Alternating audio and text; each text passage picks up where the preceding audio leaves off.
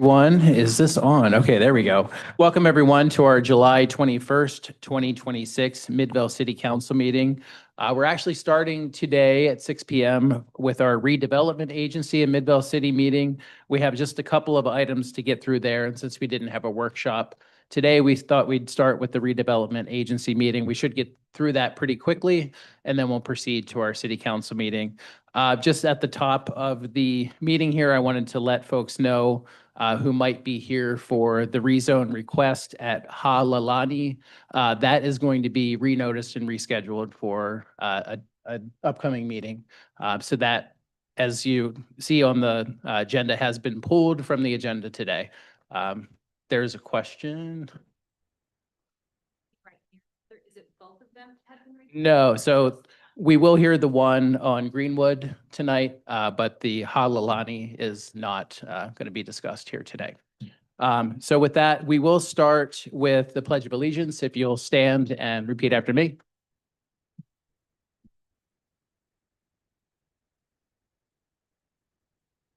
Pledge allegiance to the flag of the United States of America and to the republic for which it stands, one nation, under God, indivisible, with liberty and justice for all. Okay, Rory, will you see who is here and who may not be here? Yes, Board Member Glover. Is he online? He's not online. Okay, he's in London, I believe. Board Member Billings. Here. Mikalash. Here. Brown Present. and Robinson. Here.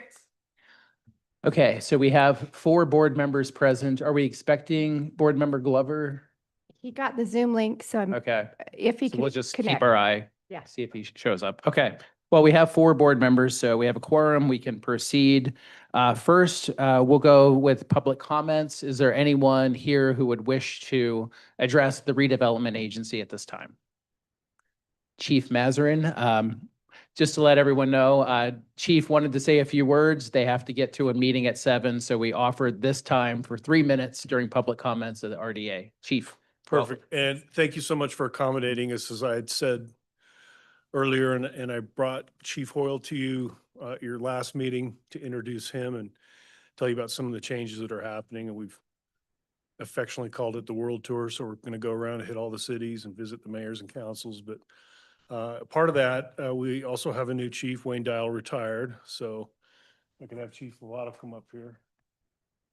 He'll be going out with us, and I want to introduce you to him. So where'd he go? He's behind. You may recognize this guy because he spent a bunch of time in Midvale doing your investigations back a while ago. Well, now he's all grown up. He's a chief now, and we're pretty excited for that. I mean, just in 1 week, he's already doing great things. And so he will be absolutely outstanding, and we have total faith and confidence in him. But the reason I'm bringing him here and the reason this is important is because I don't feel like your police department's done a very good job showing you the shared services piece. And we are going to modify that. As you know, Chief Morris and I met with you and we talked to you about your shared services and showed you some different things. And I think that was helpful, but I want to introduce him. I want you to be able to see his face, know who he is. If you need his phone number, I'm happy to give that to you. Call him if you have any questions or concerns, but he's here to work for you.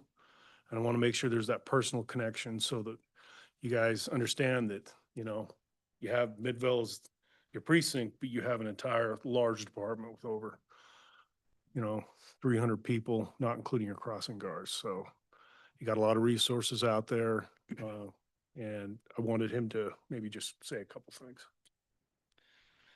Well, hello, for those of you that don't know me, I'm excited to be back in Midvale. I served out here, you guys directly in the precinct model for about 5 years under Chief Thomas before he retired. So I'm excited to be back to serve you again, this time as chief in a little bit of a different capacity, but nonetheless serving Midvale City and their citizens. Chief Morris has been kind enough to find me an office in Midvale, so my commute's much better again, and I'm back to the precinct that I kind of grew up in as a supervisor in this department.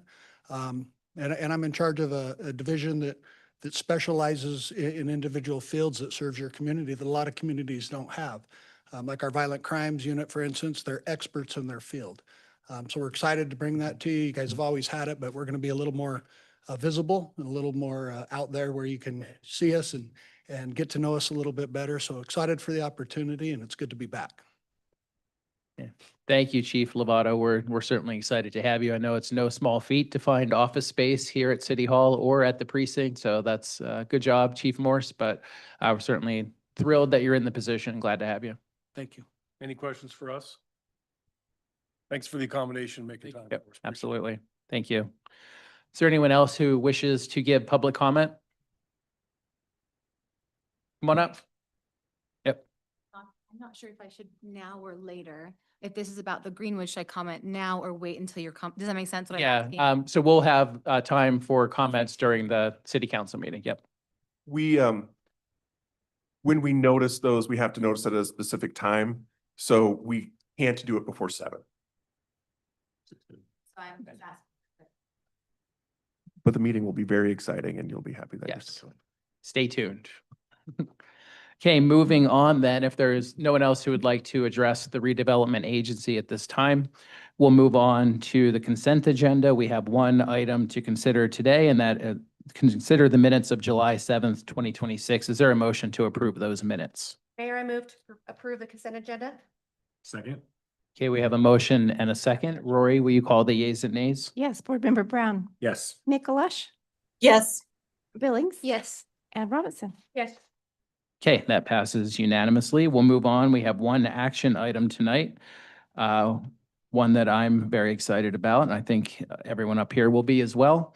Consider resolution number 2026-20 RDA providing consent to enter into a memorandum of understanding with the Utah Main Street Program. Here to discuss that is Moira Gray. Welcome, Moira. Hello, RDA Board. Lovely to see you. The Utah Main Street Program is housed in the Utah State Historic Preservation Office, USHPO. They are the Utah coordinating program for the Main Street America program, which is a subsidiary of the National Trust for Historic Preservation. And they are really focused on historic preservation and revitalizing historic downtown areas. So in Utah, there are 29 communities. We are hoping to be one of those 29 communities if this goes well. And there are a whole bunch of different communities that like to support this kind of framework working towards economic revitalization of historic downtowns. The two ones in Salt Lake County are Murray and Magna, but there are 29 communities participating in Utah and 1,600 participating nationally. My button is not working today.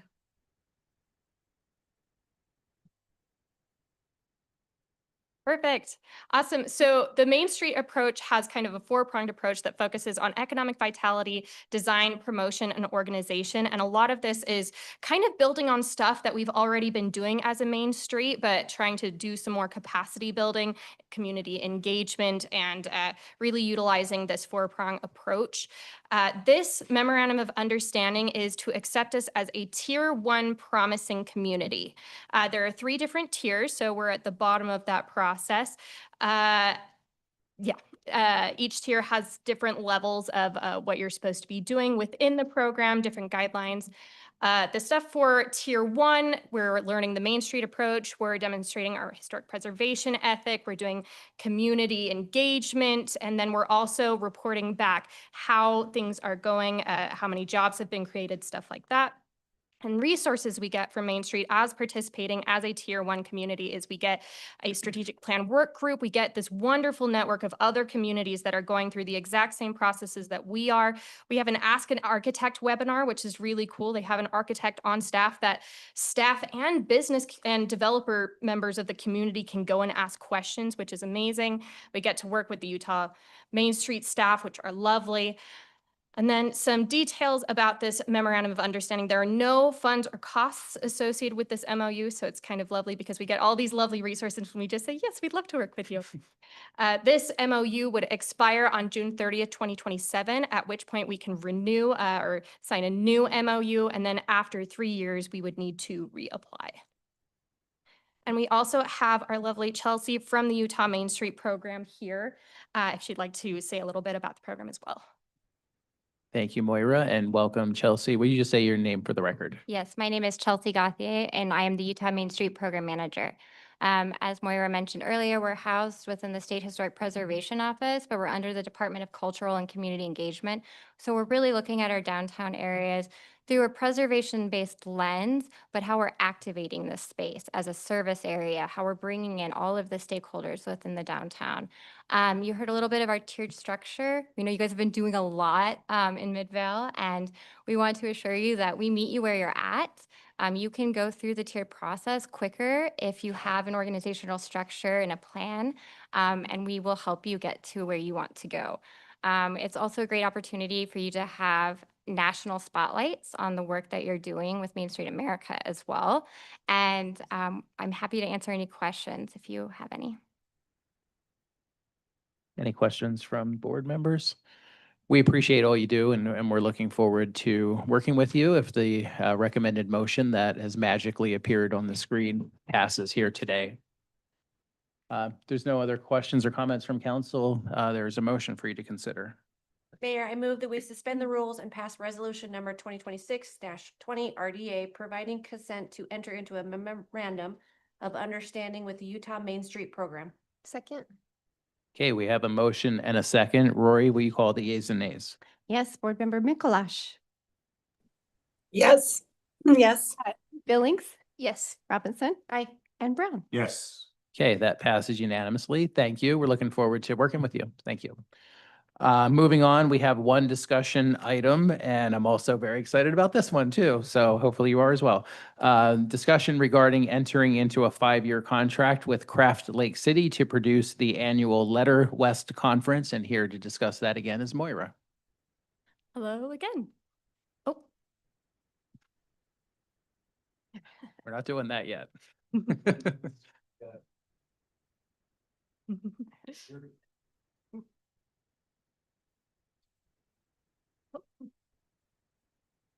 Spoilers.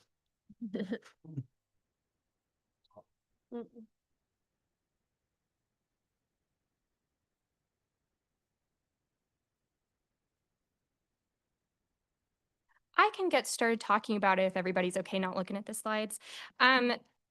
You all have supported Letter West in the past, so I'll just give a brief overview on what Letter West is. Letter West is the nation's leading conference celebrating calligraphy and modern hand lettering. It features keynote speakers, workshops, and more from top lettering artists from around the globe, around the nation. A little bit of background information. 2024 was the first Midvale and Craft Lake City collaboration for Letter West. That was a 1-year contract that we had with them. Then in 2025, based on the success of the 2024 Letter West event, we entered into a 3-year contract with Craft Lake City to produce the event for 2025, 2026, and 2027. I'm here before you once more. Based on the continued success of the event, we would like to enter into a 5-year contract with Craft Lake City to produce the event until 2032. You might notice that I'm a little early because our current contract with them doesn't expire until 2027. Something that we really, really love about Craft Lake City is how far in advance they start planning. So they are already working on finding excellent keynote speakers, excellent people to come. So just there's a little background information. And here to talk about this year's Letter West event is Craft Lake City. Excellent. Got here, Cerelia here with me today. I'm Angela H. Brown. I'm the Executive Director for Craft Lake City. Thank you so much for your time today, RDA Board. And of course, thank you to the City Council. And I just want to give a couple of shout outs to the Midvale staff really quickly because they've been so incredible to work with. So, and of course, Mayor Dustin Gettle, thank you so much. Moira Gray, thank you. Aubrey Christensen, thank you. Millie Maloof, thank you. Kate Andrus, thank you. Laura Magnu, thank you. And Caitlin Wait, excuse me, I probably mispronounced that. But again, the Midvale staff has been so great. So as Moira mentioned, that we have produced 3 successful years with Midvale, and we have our 4th one coming up on contract. We've already confirmed 2 really big presenters, one from Australia, who we've been working with for 2 years to secure him. We finally got him to sign a contract, and he is just ready to come out. We also have secured another presenter from New York City who is coming around they were a huge headliner back in the 1990s. And so now they're coming around with the 90s being so popular now. But I want to just stop here on these stats, as you can see on the screen here. These were from our surveys from last year's Letter West, that 99% of Letter West attendees came from outside of Midvale. So these are individuals that traveled to Midvale specifically for Letter West.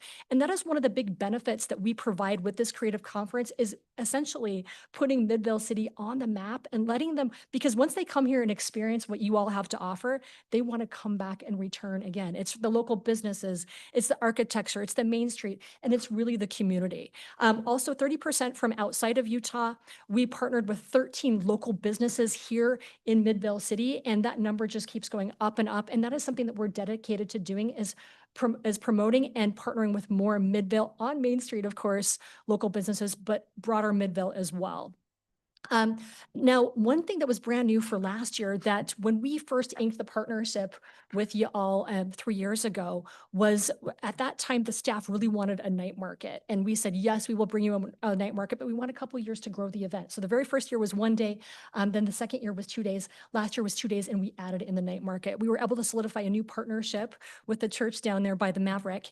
And it was so wonderful. I don't know if any of you had a chance to come out, but it was a free marketplace for the Midvale community, just hustling and bustling. This year, we've changed the dates for 2027. So we're going to be bringing that marketplace down to City Hall in the food truck area, since now that is complete. And we're happy to take that market outside. Just with the dates that we had done in April, which were the 10th and 11th for this year, the weather was just a little too dicey to plan outside. But now with that being moved next year to the 24th and 25th, we just know that that's going to be great for us. Now here on the screen, of course, you can see these are some of the presenters, as well as where they are from, that came to this year's Letter West in 2026. And we had such a great performance lineup that we will be doing that again, kind of the same format for next year. Now we do a mix of not only people from other states, but also local presenters as well. And as I mentioned, we've secured an international presenter again for next year, which we're really, really excited about. Now, some of the kind of topics that we've talked about with Letter West. Now, Letter West, again, it's a conference for people who love hand lettering. Now, we do talk about technology. Of course, AI is all over the place. We're addressing that too, as it is part of the creative culture. But it's so important to come back to some of these time-honored techniques, especially in this technology area, to recognize pen to paper and kind of some of the thinking that happens when you create in an analog manner. And it's about slowing down, but also lettering is really part of every type of art form, from all of the local Midvale tattoo artists that we see here on Main Street, to sign painters, to the mural making that we see with the Midvale City Los Muros Mural Festival, which also ties in really nicely. In fact, there's a lot of crossover too between attendees that have been mural participants and also some Letter West presenters there too. So we really just feel like this partnership has worked out very well for both Midvale City as well as Craft Lake City. And we're so enthusiastic about really settling in for not only next year being the 4th year in the partnership, but an additional 5 to really carry us in where we can plan further out. As Moira mentioned, we're pre-planners and love to just get things in the books. And this would help us just secure that funding in order for us to continually work on getting bigger and bigger presenters and continuing to put Midvale City on the map, not only nationally, but internationally, as a bastion of creativity and just a really unique place where people want to come, live, thrive, and of course, spend their dollars. So of course, one other thing that we are looking for with Letter West are new partnerships. We want to involve more of the younger community. We have successfully worked with some of the schools here, but we want to involve more. And we welcome, of course, input from not only the RDA board, as well as the city council and any other community members on how to do that. Of course, you're going to receive this recap that we're kind of glossing through in order to save your time over email. So do pour through it and feel free to reach out with us with any additional questions. But we look forward to coming back again for 2027 and in future years to partner with Midvale City for Letter West. We also have a Letter West tote bag that we'd like to have you all receive. And these are the tote bags that we give out to all of the Letter West attendees. So every Letter West attendee gets a tote bag that has art supplies, has information about the organization, and just tools to create. So we'll go ahead and pass some of those out now. Thank you so much. And while we're passing those out, does anyone have any questions about Letter West? Any questions for Angela? Well, we appreciate all you do. I know it's become, one of the highlights of the year as far as the programming that we have on Main Street. I'm always shocked at just the number of people, how excited they are. And, the past year, adding the new market was incredible. That was jam-packed as well. So what you guys do, I think, is just everything that we're doing to try to revitalize and activate Main Street. You guys have become, a great partner in doing so. So Thank we you so much, Mayor appreciate it. Gettle. We really appreciate those words and of course, appreciate your in-person support being there as well. Thank you. Great. Okay, thank you so much. And Moira, do you have anything else to add? This is a discussion item. It'll come back to us for Yes. approval. Yeah, this is a discussion item. Just one quick thing. The contract changes from this contract to our previous contracts with Craft Lake City that I wanted to make sure you're aware of. The term of this agreement is for 5 years. We've previously done it for 3 and 1, so I wanted to make you aware of that. And then the other thing is we have a 3% annual increase in what we are paying them to put on the event because we really want to combat inflation, especially with the longer term. We want to make sure they have all the resources they need to successfully execute this event. Also, here are just basics from the contract on who's in charge of what. And one thing to point out is community engagement. Craft Lake City always has a lovely free activity for the Midvale community, so you don't need to have a ticket to Letter West to necessarily participate in some of the festivities. Is this funded through the Main Street events budget? Okay. Yes. Mhm. Moira, is there a way for us to try to figure out the economic impact of Letter West and just how it's helping the businesses on Main Street?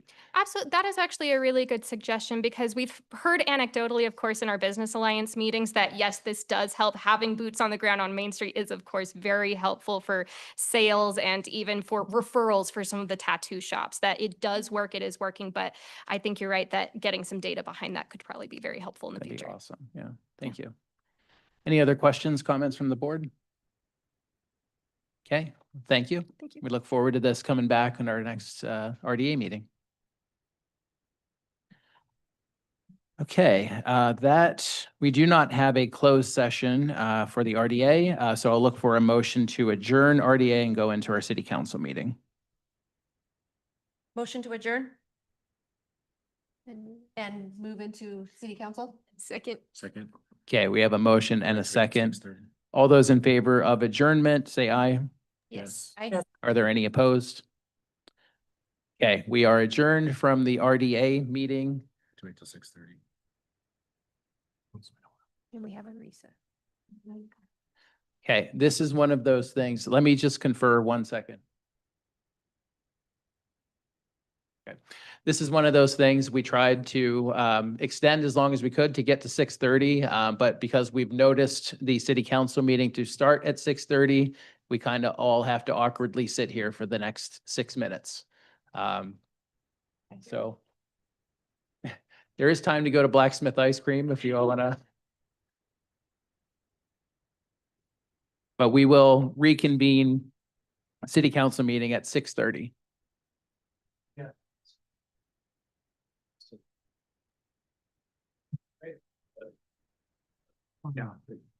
So if I plug it in now, we can test and see if it works. Oh, yeah, right. Still go through all of this.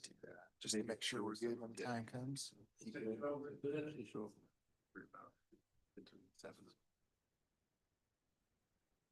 Best things. Mayor, I think you're gonna have to remind people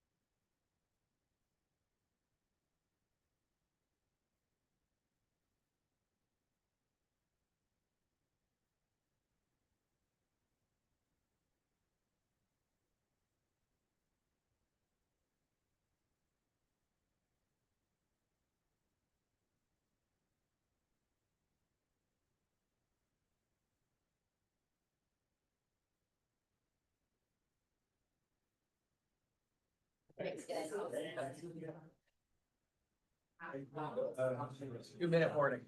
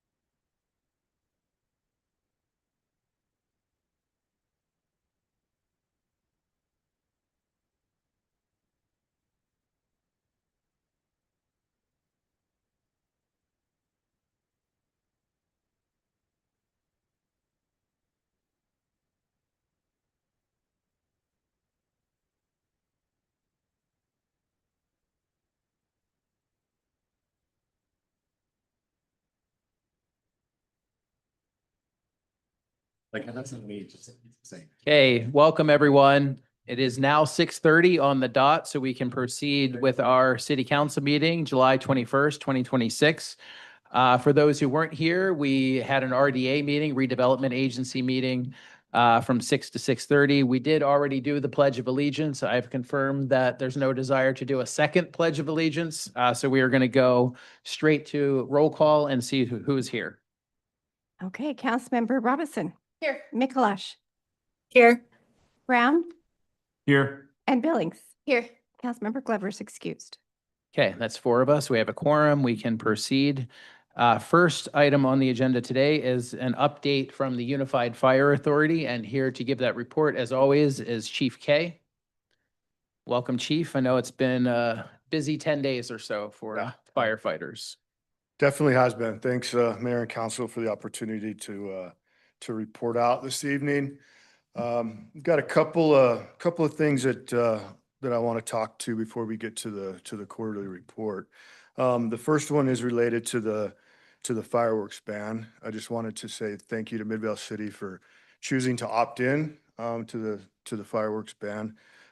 We appreciate your commitment to public safety and we support your decision in opting in. Just for your awareness, in the UFA response area, Taylorsville, Kearns, Riverton, and Harriman chose not to opt in. So they are going to allow fireworks in their community. The rest of the east side bench is going to be, they opted in for the UFA areas. So again, thank you for that. Speaking of, the wildland fire risk, I just wanted to highlight one of our divisions. Our wildland division is staffed with 8 full-time sworn personnel and 26 seasonal. They staff a type 2 initial attack hand crew that is available nationwide, as well as 2 wildland engines and a 10-person fuels crew that stays here locally. And then we also do a year-round single resource program that supports both local and national incidents. So they've already had a busy summer with multiple deployments across the West. Close to home, our wildland division responds to local wildfires, conducts wildfire risk assessment, develops community wildfire protection plans, provides firewise education, completes fuel mitigation projects, and serves as UFA's wildland duty officer for fires within our jurisdiction. I just want to highlight the wildland duty officer piece. We are the only municipal fire department in the state that has an MOU with the state where we can order, our wildland duty officers can order state resources directly from the Northern Utah Interagency Fire Center. So we're able to get aircraft and other resources on scene very quickly, which is a huge benefit to our community. Couple of safety messages. We're focusing on e-bike and e-scooter safety. We've seen an uptick in e-bike and e-scooter accidents over the last several months. So a couple of reminders. A lot of these e-bikes and e-scooters can reach up to 20 to 28 miles per hour. And there's multiple YouTube channels on how to bypass the governor, which then they can go extremely fast, over 40 miles an hour. So we want parents to know that today's e-bikes often behave more like small motorcycles than traditional bicycles, and they should be ridden with the same level of caution. So some points to remember: e-bikes and scooters are not toys. The speed significantly increases stopping distance and the severity of the crashes. Parents should ensure children are riding age-appropriate devices, understand the rules of the road, and always wear a properly fitted helmet. Riders should obey traffic laws, stay alert, avoid distractions such as phones or earbuds, and ride predictably around vehicles and pedestrians. Emergency departments nationwide continue to report increasing injuries involving e-bikes and e-scooters, particularly among youth. And Utah law now requires riders under age 21 to wear a helmet. So a couple of reminders there for the community. And the second one is, we know how hot it's been the last couple of weeks. And just a reminder that hot cars can turn deadly in minutes. So a reminder to stop, look, and then lock. Make sure that we don't have kids and pets that we've unintentionally left in the vehicle. So some data: a parked vehicle can heat up by approximately 20 degrees in just 10 minutes, even on a mild day. A child's body heats up 3 times faster than an adult's, making children especially vulnerable to heat stroke. Heat stroke begins when the body's core reaches about 104 and becomes fatal around 107. So just a reminder that stop, look, and lock. Okay, for the quarter report for Midvale City, you can see the numbers there. 983 total incidents, 324 of those were classified as emergent. Again, our top fire calls for the quarter: vegetation and grass fires, and then other outside fires and cooking fires. So remain there. Sick persons and falls continue to be our top EMS call. Our total response time still maintains that kind of that 6:29 average, which we've kind of been staying at. So we're really comfortable and happy with the crew's performance with that response time. Midvale remains in the 3rd position for busiest city among UFA. And so that's quarter 2. So for June, 318 total incidents, 99 of those were emergent. Vegetation was the top fire response. Sick and falls, again, our top EMS response. And we had a 6:21 emergent response time for the month of June. So that ends my report. Happy to take any questions. Thank you, Chief. I- Yeah, would you mind just, Sorry, I know it was on the bottom here. doesn't show up Missed it. on this report because we had two fires in July. This report ends June 30th. So would you mind discussing Yep. those 2 fires? We talked about that before the meeting, and I totally missed it. But yes, we've had 2 major house fires in the last couple of weeks in Midvale. One was right here behind City Hall. That one was an outbuilding that extended to an RV and then into some trees and other shrubbery. Pretty fast moving fire that moved quickly. I was actually at City Hall for a meeting, and I had left my notebook in my truck, so I walked back out to get it, and I turned around, and by that time it was a huge header coming up. So I ran over there and helped out while I could. I want to say thanks to UPD. They were super helpful on that. We were circling the neighborhood trying to find which avenue it was on because it was kind of hard to tell. So super helpful. They shut down traffic for us and started evacuating all the homes around it. And then we mentioned the blacksmith ice cream shop over here on Main Street. They opened up their doors to the police and firefighters, and they were able to go over there and get some ice cream after they got done. So thanks to them and thanks to the firefighters. Those are 2 hot days, and the second one was started on the exterior of the home and some dry vegetation, and then extended into the house. So it's seen an uptick. We've seen several large fires in Mill Creek and Holiday, Magna. So it's busy, and it's hot, and it's dry. Do we know the cause of either of those? I don't know the cause of either of those. The one right here started inside the outbuilding and then extended. And then I don't know, we haven't determined the cause for the both of them, but. Hey, thank you, Chief. And we just want to say thank you, stations 125, 126. Also, I know we had mutual aid coming in from other cities. So both of these fires were a huge effort from our folks, and we just appreciate all that you do. We wish we could give you more than ice cream, but we're glad that we have, the best firefighting unit here in Midvale. Very, very thankful that, especially on Third Ave and the fire on Birch Street, those could have been spread to other houses and been much, much worse, but for the quick response of UFA and UPD as well. So thank you very Yep. much. Thank you. Okay, we'll move on to public comments. Before, I just want to let everyone know, we have a public hearing scheduled for tonight. There will be a part of that public hearing where we'll call people up who want to speak specifically on the public hearing. So this public comment section would be for anything else that's not scheduled for a public hearing tonight. So if there's anyone who would like to address the council for any reason not scheduled for public hearing, now's the time to do so. And each speaker will be given 3 minutes.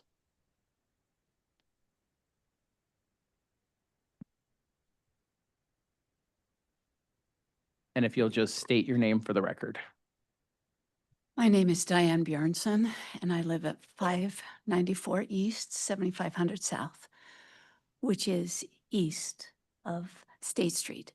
My comment is about the tracks crossings.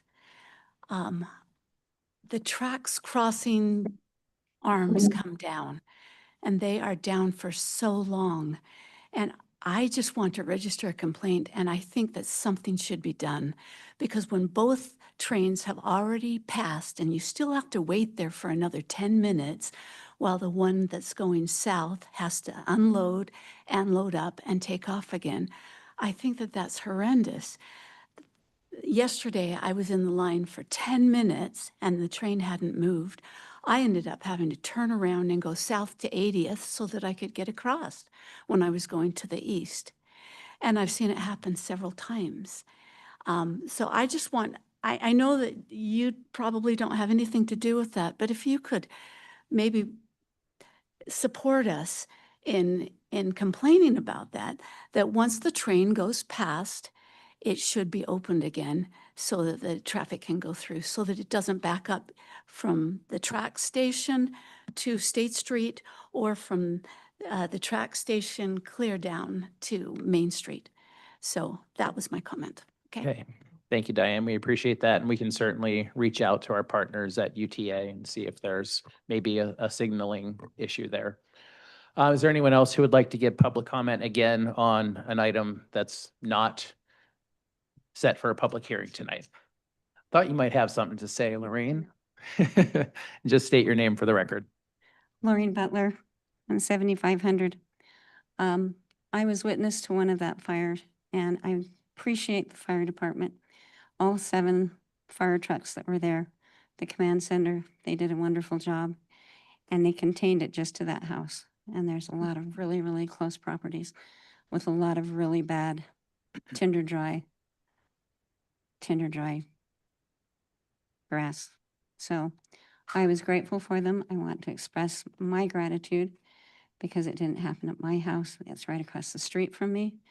And they did loss. It's a pretty good loss. So we're feeling the loss of that. So I appreciate that. I was wondering also, is there an ordinance for Airbnbs in condos, the ones that are being, has anything passed here? Because I haven't been able to be here for a long time, but I know that there are Airbnbs that are being opened in the condos.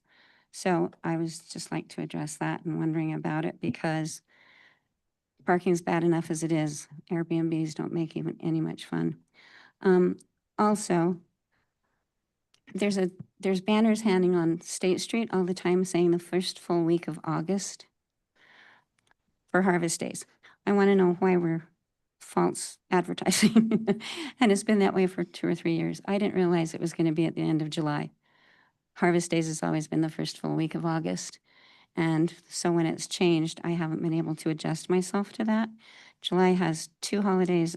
I didn't need a third to try and go in there. So that's what I was wondering about that, why it had changed to not the first full week.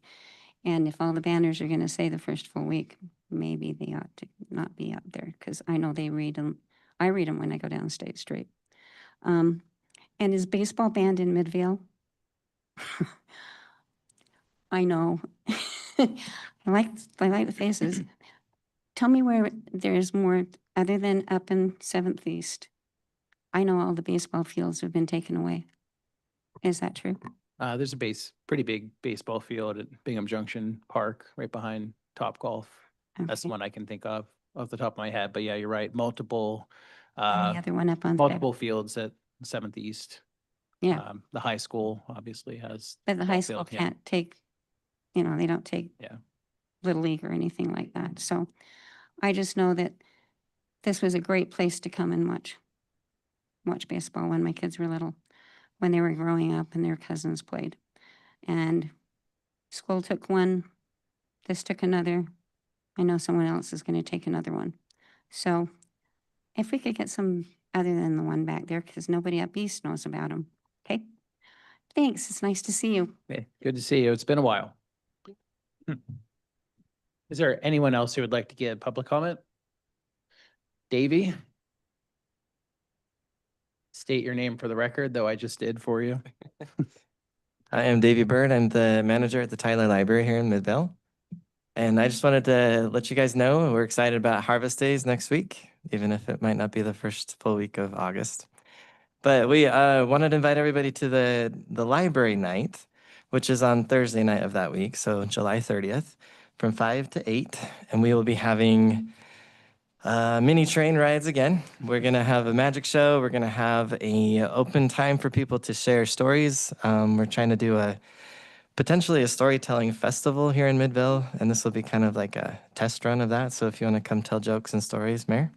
But also we will have games, crafts. We've got an art show that you guys can come see at the library from fellow neighbors that have put in their little mini art. And also, your Ruth Vine Tyler Library was awarded the Hall of Honors from the Midvale Arts Council. If you'd like to come in and say great, I guess I don't know what to say, support us at that. It is on July 29th at 7 p.m. and it is at the Performing Arts building here. That building has been in Midvale for 55 years. 56 maybe. And before that, it was also the Midvale Library, which we should be getting a new one of those coming up soon. So we're very excited. Thanks for all the support and thanks for your time. Okay, thank you, Davey. We appreciate you. Is there anyone else who would like to give public comment? And just state your name for the record. Yeah, hi, City Council. My name is George Pollard, and my wife and I moved into Midvale about 14 years ago. Well, we moved into a little house on 7350 South. Well, 7350 South is a private lane. The first thing we noticed when we moved in was the street repair was really in bad need of repair, asphalt.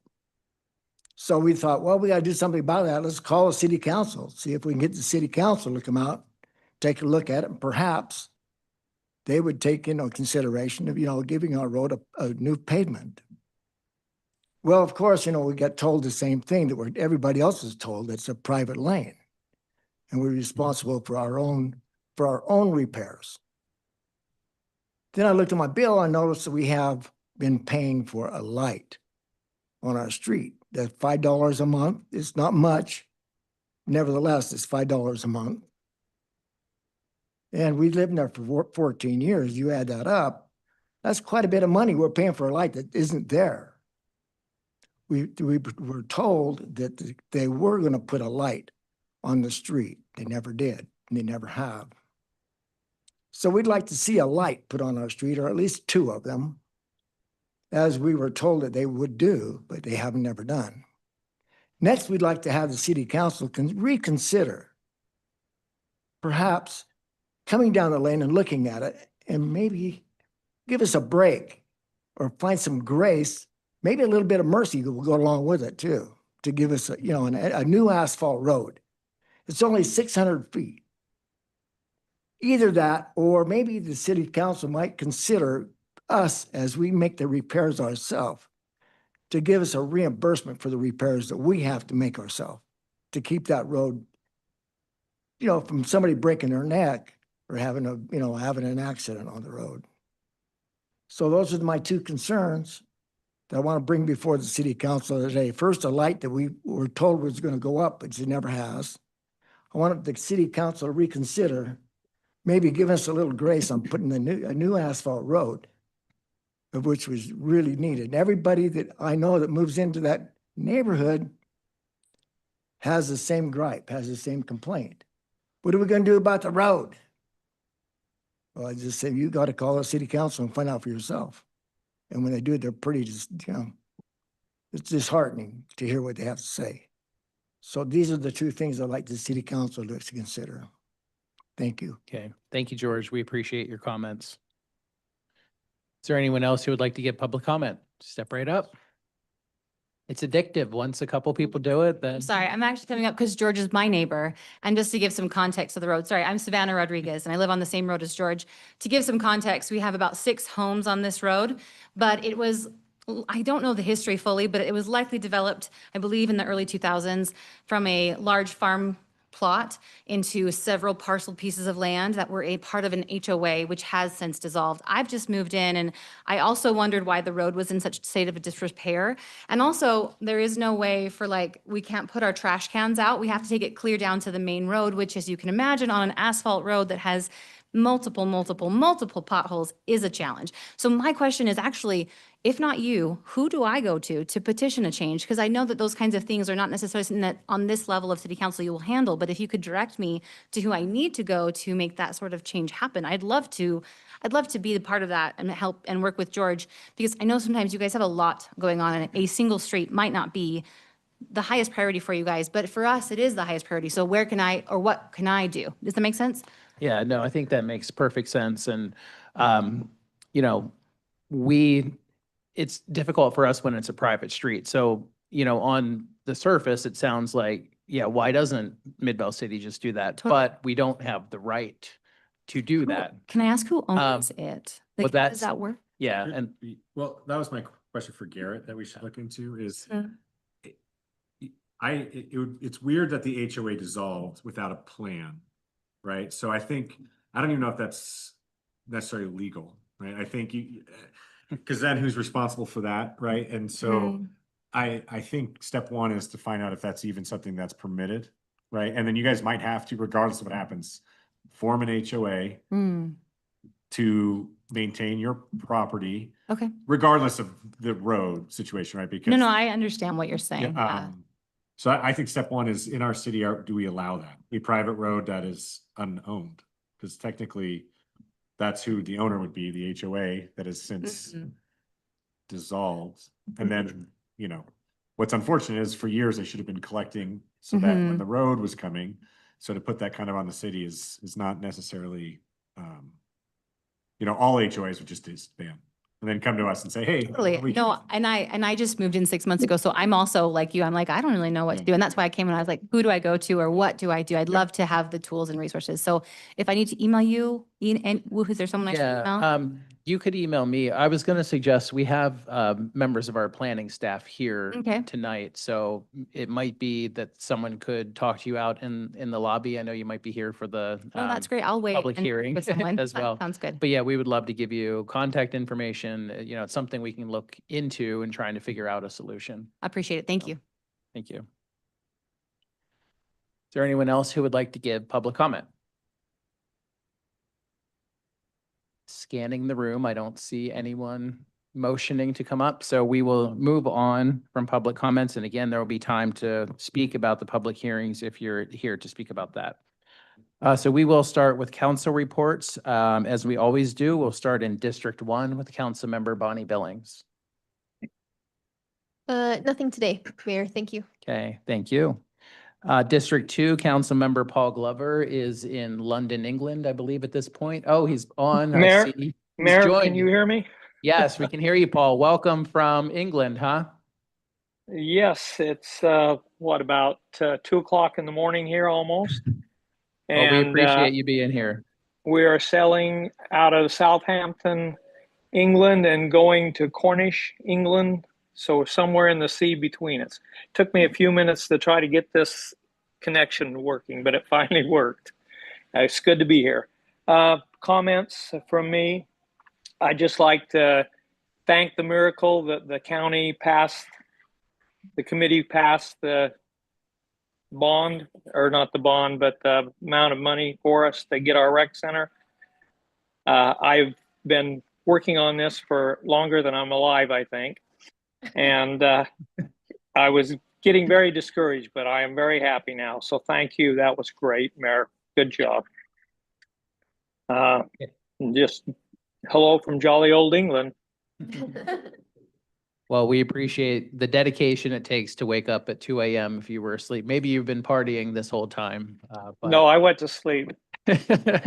we're glad you're here. We'll have more to speak of regarding the recreation center come in the next few weeks. But for this interest of time, we were going to skip that discussion tonight. But I want to note that, Paul, you have been, or Councilmember Glover, you've been very instrumental in positioning us in the way that we've been positioned to hopefully get a rec center here in Midvale. So thank you for your efforts as well. Good to be with you. Okay, we'll move on to District 3, Councilmember Heidi Robinson. Thanks, Mayor. As it's been brought up more than one time tonight, next week is the start of Harvest Festival. So I would suggest popping on to Engage Midvale and see if you're having any block parties, or if you want to attend Hall of Honors or go to our lovely library and see their event. There is something every night of the week, and it's one of my most favorite things we do in the city, like culmination in the parade and everything at the park. So I really hope to see everybody there. It's one of the best things we put on, in my opinion. So, and there will be fireworks this year, but the Utah State Fire Marshal has permitted that and everything. So we will do this as safe as possible, just so everybody knows. But please make sure you look up the next Saturday night, check out the fireworks. That's all I have tonight, Mayor. Okay, thank you.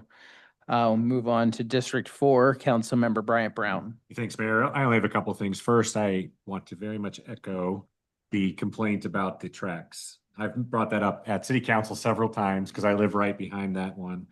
And it's even worse than how she sort of explained it, because sometimes the arms will go up, but there's these lights. But if if there's no pedestrian, I still don't know why those turn on. They should not turn on unless someone activates it. So, because the lights will turn red, the arms will go down, the train will come and go, the arms will go up, but the light will stay red. We wait for sometimes 2 minutes, then the arms come back down. If there's nobody pushing the button, the light should not turn on. Like, I don't know how else to say that. There's no reason for that light, because if the arms aren't enough, then there's like other problems, right? Like if people are blowing through it. So the arms are long and the lights 5 to 20 seconds longer. So we, on the Main Street one or the Center Street, like they cannot turn on unless a pedestrian pushes it. My second point is, one thing that I think people need to realize, being an elected official, we make hard decisions. And if we only base fireworks, banning fireworks or not, based on it being dry and hot, then July 4th would never have fireworks, right? Because we live in a desert and July 4th is always hot. So really our decision-making process is based on how much rain we get, how dry it is, the resources of the fire department, right? So for some cities to make decisions, that's fine if they want to put their fire departments and their water resources at risk, right? So for us, a single rainstorm doesn't necessarily change the equation, right? And I think that's very unfortunate that some cities had one rainstorm today and thought, well, shoot, let's have fireworks. Because as we've seen, we've had 2 pretty serious fires in Midvale. I'm guessing part of that equation is we're trying to conserve water. It's really hot. We're going to set a record month at average temperatures, right?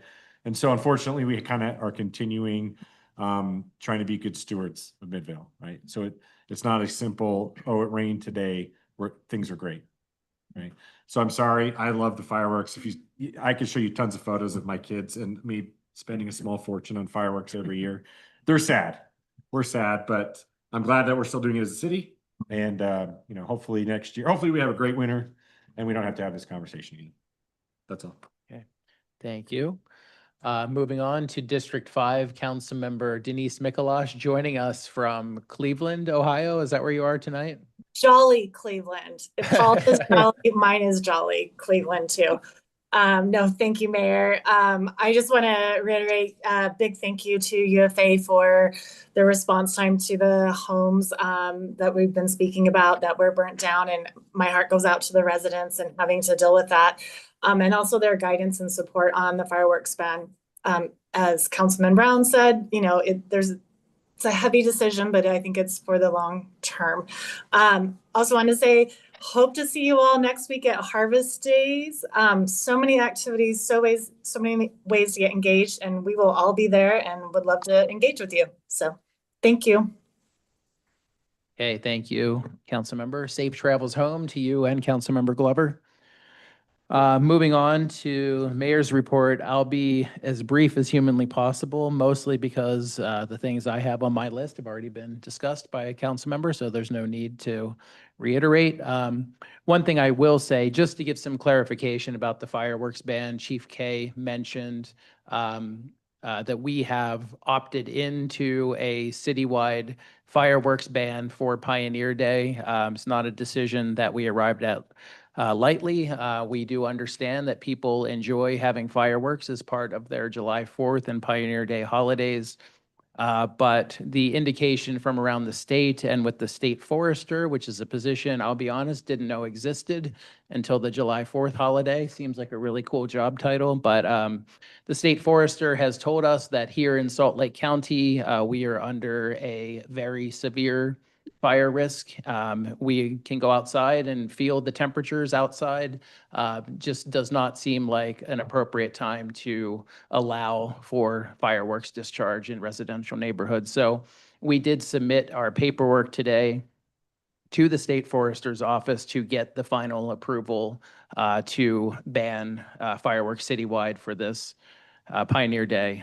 Again, not something that, gives any of us great joy, taking that away from the folks who want to do it. But, for the safety of all of our residents, we definitely feel this year, compared to years past, is certainly an appropriate time to do so. And you'll note that Chief K, with all of his experience in the UFA and other fire organizations, I think every fire professional around Salt Lake County agrees with these bans. So, I really hope that some of the other cities that have allowed fireworks, West Jordan being one of them, shares a border with us.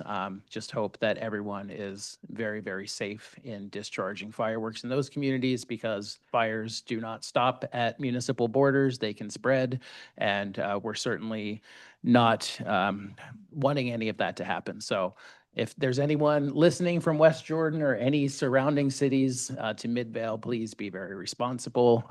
Again, fire does not stop at the municipal border. But we appreciate all the efforts. City staff, our city manager spent most of the day yesterday and today putting together that application. So we're hoping to get word, and then we'll communicate that to the greater public once hopefully the state forester approves our notification that we intend to ban fireworks. As Councilmember Brown said, on August 1st, Saturday, August 1st, 10 p.m., we will have a professional fireworks show at the city park. So we hope that folks who are disappointed in the decision will at least join us at the city park for a fireworks show that, again, I think is one of the best fireworks shows in the entire Valley, because it's the last one of the year typically, and we get a pretty good show out of it. So hope to see everyone at that and other events. I look forward to the block parties each year. I think I gain about 10 pounds because I try to get to as many or all of the block parties as I can, and there's always a lot of great food from a lot of folks. So looking forward to that next week, Monday and Tuesday. Then Wednesday, as Davey mentioned, Hall of Honors and an art contest at the MPAC building right on Center in Maine. We're so thrilled that Ruth Vine Tyler Library is going to be enshrined in the Hall of Honors. Some people have asked, is this, you know, the send off to the library, because we are going to get a new modern library at the city park. But no, I think it's a well-deserved honor that you know, we could have done many years ago, because it's been such an institution within Midvale. Other than that, we do have the library event itself on Thursday, concert in the park on Friday, and then, of course, the parade on Saturday, all day vendors at the park on Saturday, culminating in the fireworks event. So we're super excited. Lorraine, we will get those banners updated to make sure that everyone knows exactly when Harvest Days is going forward. So we appreciate that feedback. I know I said I was going to be brief. I wasn't very brief. I apologize. We'll move on to city manager report. City manager Matt Dahl.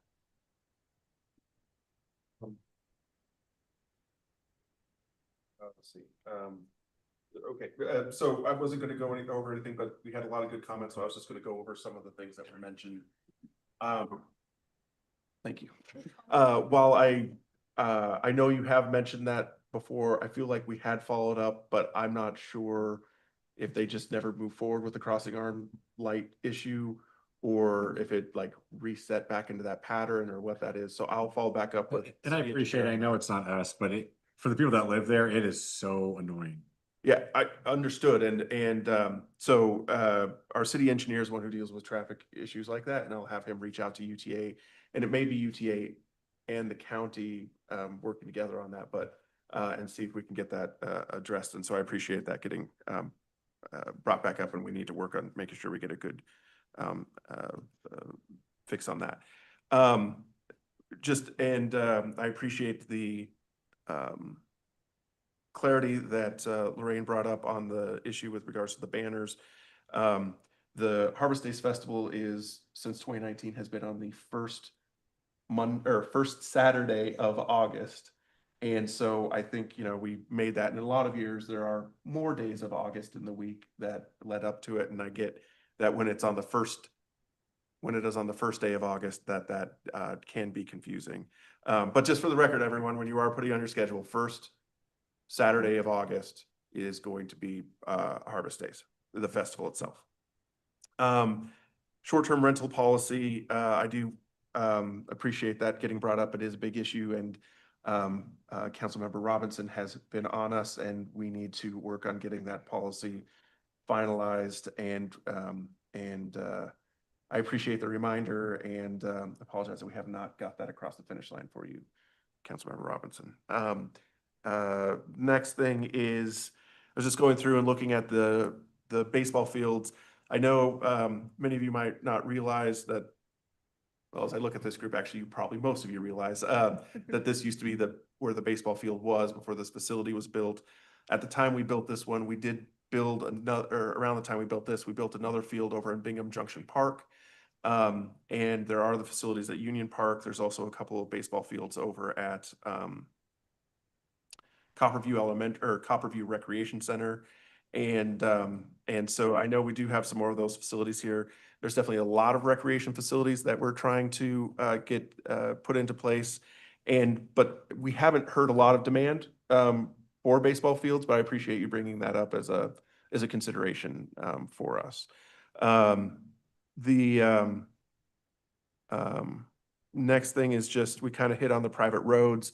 We have standards for public roads, and those things are going to require like sidewalks on both sides of the sidewalk or both sides of the street, and other sort of things that if a street is going to move from a private street or be considered a public street, that we need those to meet our street standards. And so we can have the conversation in order to assist on where we can provide some additional information for the private property owners to make a decision about their private property. But we've had this situation rise in different areas, asking for a private road to be converted into public or treated like that. And we've sort of held the same line that they have to meet the street standards if that's ever going to happen. And that's not us putting that together. We can talk more about that. And then related to that, this has been an issue that has been brought up before regarding the fee that is charged for streetlights. That is a good question and understandable. It is the fee that is paid for streetlights is not for a streetlight in front of your house. It is contributing to a streetlight system. A number of years ago, 2014, 15, somewhere in there. Somewhere in 2014, 2015, there was an upgrade to many of the streetlights throughout the city, and that fee contributed towards those improvements. We are working on a streetlight master plan with the goal of trying to make sure that we fill in some of the gaps where there are missing lights in the public right of way on our roads. And so we'll hopefully be able to address some of those areas where there are missing lights currently. But just as I understand the confusion, but again, it's not for your private home to have one. It is for us to have a street lighting system. I think that covered, other than the fact that always appreciate Davey and the events that he puts on at the library, and they're a good time, and appreciate all you do. You got it. It was a good time. So with that, I think I've addressed, even though we can provide fuller answers after this, the questions that have been brought up. Okay. Thank you, City Manager Dahl. We'll move on then to public hearings. We initially had 2 scheduled for tonight, but again, we have canceled. We will reschedule and renotice the public hearing for 7250 South Halalani Drive. So that will come back up. We will renotice the homeowners within the range, and we'll get as much communication out as possible so that folks know when to come back for that particular public hearing. So with that, we'll move on to the only public hearing then that we will be discussing here tonight, and that is to receive public comment regarding ordinance number 2026-025, authorizing a zone map amendment located at 620 East Greenwood Avenue and 7500 South, 700 East to add the duplex overlay to the existing single-family residential 1 zone. Here to discuss that, our senior planner, Elizabeth Arnold. Welcome, Elizabeth. Thank you. I provided a vicinity map up that you are viewing that just shows some existing zoning on the surrounding properties for some context. So the properties that we're talking about are those 2 that are outlined in green. They total just over 4 acres and are a former Church of Jesus Christ of Latter-day Saint site. Everything that you see there that's in kind of that pale yellow, that's our SF1, our largest single family zone. And then everything that's in that kind of orange hatched shading nearby, that is the duplex overlay zone. So there's some that exist just kind of to the south, a little bit east, and then, a little bit further north for some context. Here is a concept plan of what the developer has put together. Please keep in mind, as with all rezones, that we have not reviewed this to meet site plan standards. We haven't reviewed this for lot standards. Engineering has not seen this. No internal departments have reviewed this. So any concept that does come in would have to meet, sorry, it wouldn't be a concept then. Any site plan application would have to meet those standards. We have not yet reviewed this for that. So this is just for the rezone application. Attached and much more was included in the packet are some samples of what these duplexes could look like. Again, just a sample, not concrete, not held to. These are the standards that you see in front of you for a rezone to be passed in our code. There are 3 possible criterias that a project could meet in order for the city council to grant a rezone request. Staff finds in our analysis that this meets goal number 1 or criterion number 1 and number 3. So it meets the objectives of the general plan by fulfilling a community need, providing more housing options.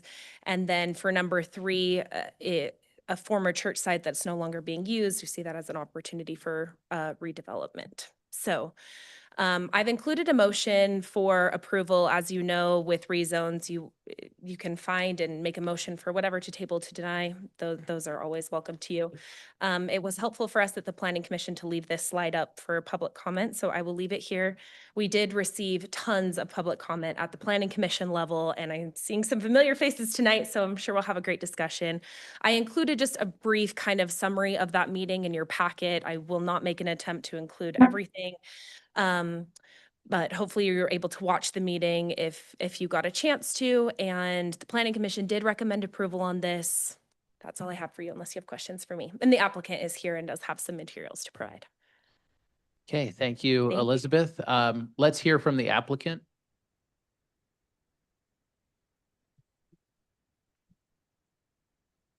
And if you'll both just state your names for the record.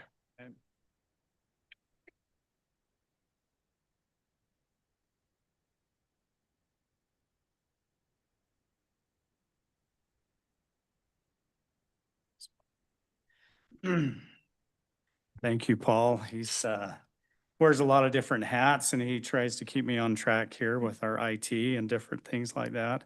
My name is Brad Reynolds, and I am the applicant of the proposed rezone application. We have been building for about just over 40 years. And we primarily have specialized in custom homes. And probably into that 15 to 18 years ago, we had a number of clients come to us and say, hey, we wish there was a more quality, affordable product for kids and some of our family that are graduating from college that we'd like to try and keep in the area. So we started to look at that and we thought, hey, we ought to probably look at something a little more affordable. I mean, we've done homes for John Stockton too, for Jeff Hornacek. So we were doing a lot of large custom homes. And so we started to look at it and we thought, hey, we need to do that. And so here, probably about 23 years ago, we did our very first townhome project, and it's here in Midvale, the very first one we've done. It's on the cottages on 9th at 6700 South and 900 East. And that was 22 years ago. And if you drive through it, you'll still see that it is a very nice, well-maintained project, even though it's 22 years ago. And so we did that, and there was approximately 88 units that we built then. And then we came into Bingham Junction. We probably did the first or second project into Bingham Junction, where we came in and did apartments there, 256 units. After that, and I'm just talking about projects we've done in Midvale, we came in, the gentleman that used to own Woodard Farms, I don't know how many of you are familiar with that, on about 380 East and 7800 South, a very large parcel. And he was getting older and he approached us and said, hey, would you consider coming in and developing our property? It had been approached by several developers because it was a very large tract of land here in Midvale. We said, sure. So we came in and we did 117 townhomes between 7800 South and 80th South. And if you look, you'll see the quality of the townhomes, and still if you drive through it, even though it was 14 years ago, you'll be able to see that how well maintained, how nice the units still look. If you look, and it's to my left, I'm not sure where you're looking, you'll see a Rambler. And that is a similar Rambler that we built back then that we're proposing to be built against the existing homes on this 7500 South project. And what we did here is it adjoins Sandy City to the east. And we had a lot of residents come to us and say, we just don't want a big, huge 2-story building. What can we do? So we said, hey, let's put a row of Ramblers all along that east side. So if you drive in that subdivision, you'll see there's probably 12 duplex Ramblers that have main floor living that are all along that very east side of the project. And they were happy. You could see we do different things, like even the playground. It was an old farm. We came in and did a tractor. We did some elaborate playground things just to try and make it more appealing to the community and those that are around it. After that, we've done another project, just 17 units on 700 East and about 6,800 South. And they were built in 2021. Very successful project. All these were and sold out very quickly. Currently, we're working on cottages at Union Meadows. This is 117 townhomes. Normally, we don't do 3-story townhomes. This was a project that was high density. It's the old CenturyLink site that was run down. Quite a few homeless people going in there camping. We came in, even though many talked to us, well, you should do apartments here. And we have really had an influx and a lot of concern that there's just not enough affordable housing. So we've come in and made these units. They started at 400 grand and they're all 3-bedroom, very nice quartz countertops, nicely done. And in a matter of months, we've sold over 60 of those and another 15 or 18 are under contract. So it's been going extremely quick just because it's more affordable and there's just a real need for some more affordable housing. Now, currently, the project we're proposing, 700 East, 7,500 South, Elizabeth showed you the concept plan. So as you look at this plan, it's a little hard to identify, but if you had the south, it's kind of a little bit reversed, but to the very south of the project are those little bigger footprints that are those ramblers that I was talking to you about. So they're 1-floor living, and they have 2 bedrooms on the main floor. They're about 1,350 square feet per floor with the option of finishing a basement. And then the rest of the community there that you can see, a little smaller footprint, those are 3-bedroom townhomes. Everything has a 2-car garage. Most of them have driveways, full driveways. The parking we're proposing, code says that we should have 100, we have 40 additional parking stalls. So I think code requires 168. We have 248, something like that. But it's 40 more than that's what's required. As shown earlier, this is the style, the Rambler that I was talking to you about. A little more modern colors, the same as the one on the Woodard Farms, but it's a little more up-to-date colors. We do a lot of masonry. We don't do any stucco. Everything we do is either hardy board or masonry, which adds to the longevity of the project. If you come back 10, 15, 20 years, it always looks nice. You might have to put a coat of paint, but it always looks nice. You can see even in the back, each one has a little covered patio where people can go out the back and enjoy their own privacy and have a little private area there off their patio. Here's the same unit with different colors. We recently finished that in Murray, right off Winchester at 525 East, just east of Fashion Place Mall. The city came in and did a text amendment because they liked what we were doing. It was originally going to be commercial, and we came in and did a whole street with these same Rambler units. And you can see another couple of versions of those Rambler units, whether it's stone or brick. It's been very popular. And then here is the 2-story unit, which we would hope that we could do some of those. They have all 3 bedrooms upstairs, 2-car garage, and they all have a full basement. We think with what we're proposing, there is an actual picture of both units, one in brick and one done in the stone. And there's another slide there. But I think we've been doing this, like I mentioned, a very long time. And I think right now, I don't know if I've seen a more challenging time It's difficult for builders with high interest rates. Costs keep going up. But even though it's challenging for a builder or developer, it's even more challenging for homeowners. There are so many that just can't qualify in these current circumstances for housing. And I think as everybody's seen the governor, everybody get on TV, hey, we're in a housing crisis. And I think with what we're proposing, it would provide a diverse community and provide housing for new professionals, young families, as well as those that are empty nesters that want to stay in Midvale.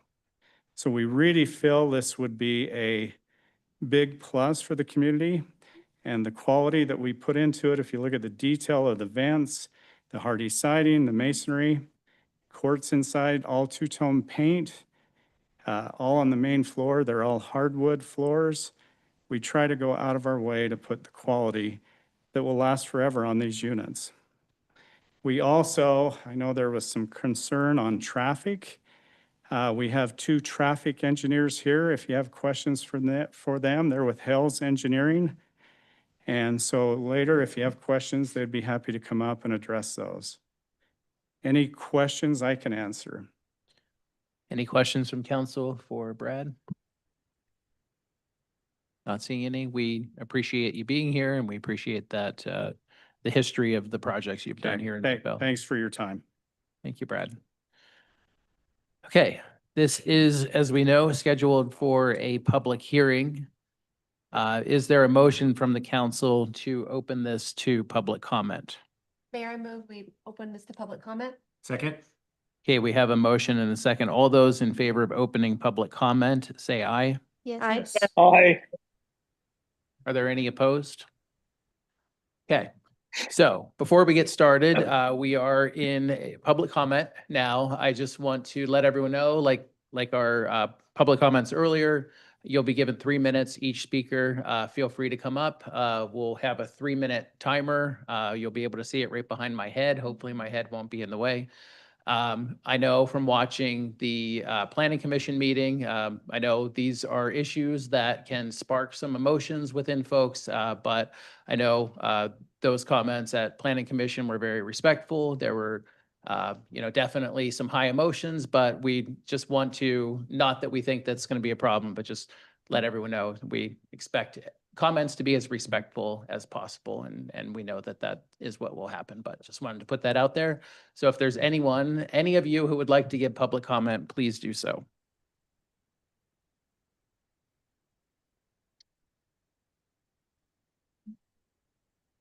And if you would, as you get to the microphone, just state your name for the record. Okay, my name's Matt Bjornson. I live at 594 East 7500 South. I've been there for 42 years. We built our house back in '83. And we have a share of water up there at the canal that we bring down. And I walk past those townhomes, and I feel like people are staring down at me. But anyway, Brad does a nice job. I've seen his product. I've seen the twin homes he built between 78th and 80th over there, and they're nice. I just wanted to encourage him to put a twin home against the fence on the west side instead of 2 twin homes, but just a regular Rambler type twin home, because they're really nice. And I think it'd be more fitting. The same thing that he does on the south side of the fence, just keep the same style on the west side. I would really appreciate that. So thanks for your time. Okay, thank you, Matt. We appreciate your comments. Is there anyone else who would like to give public comment?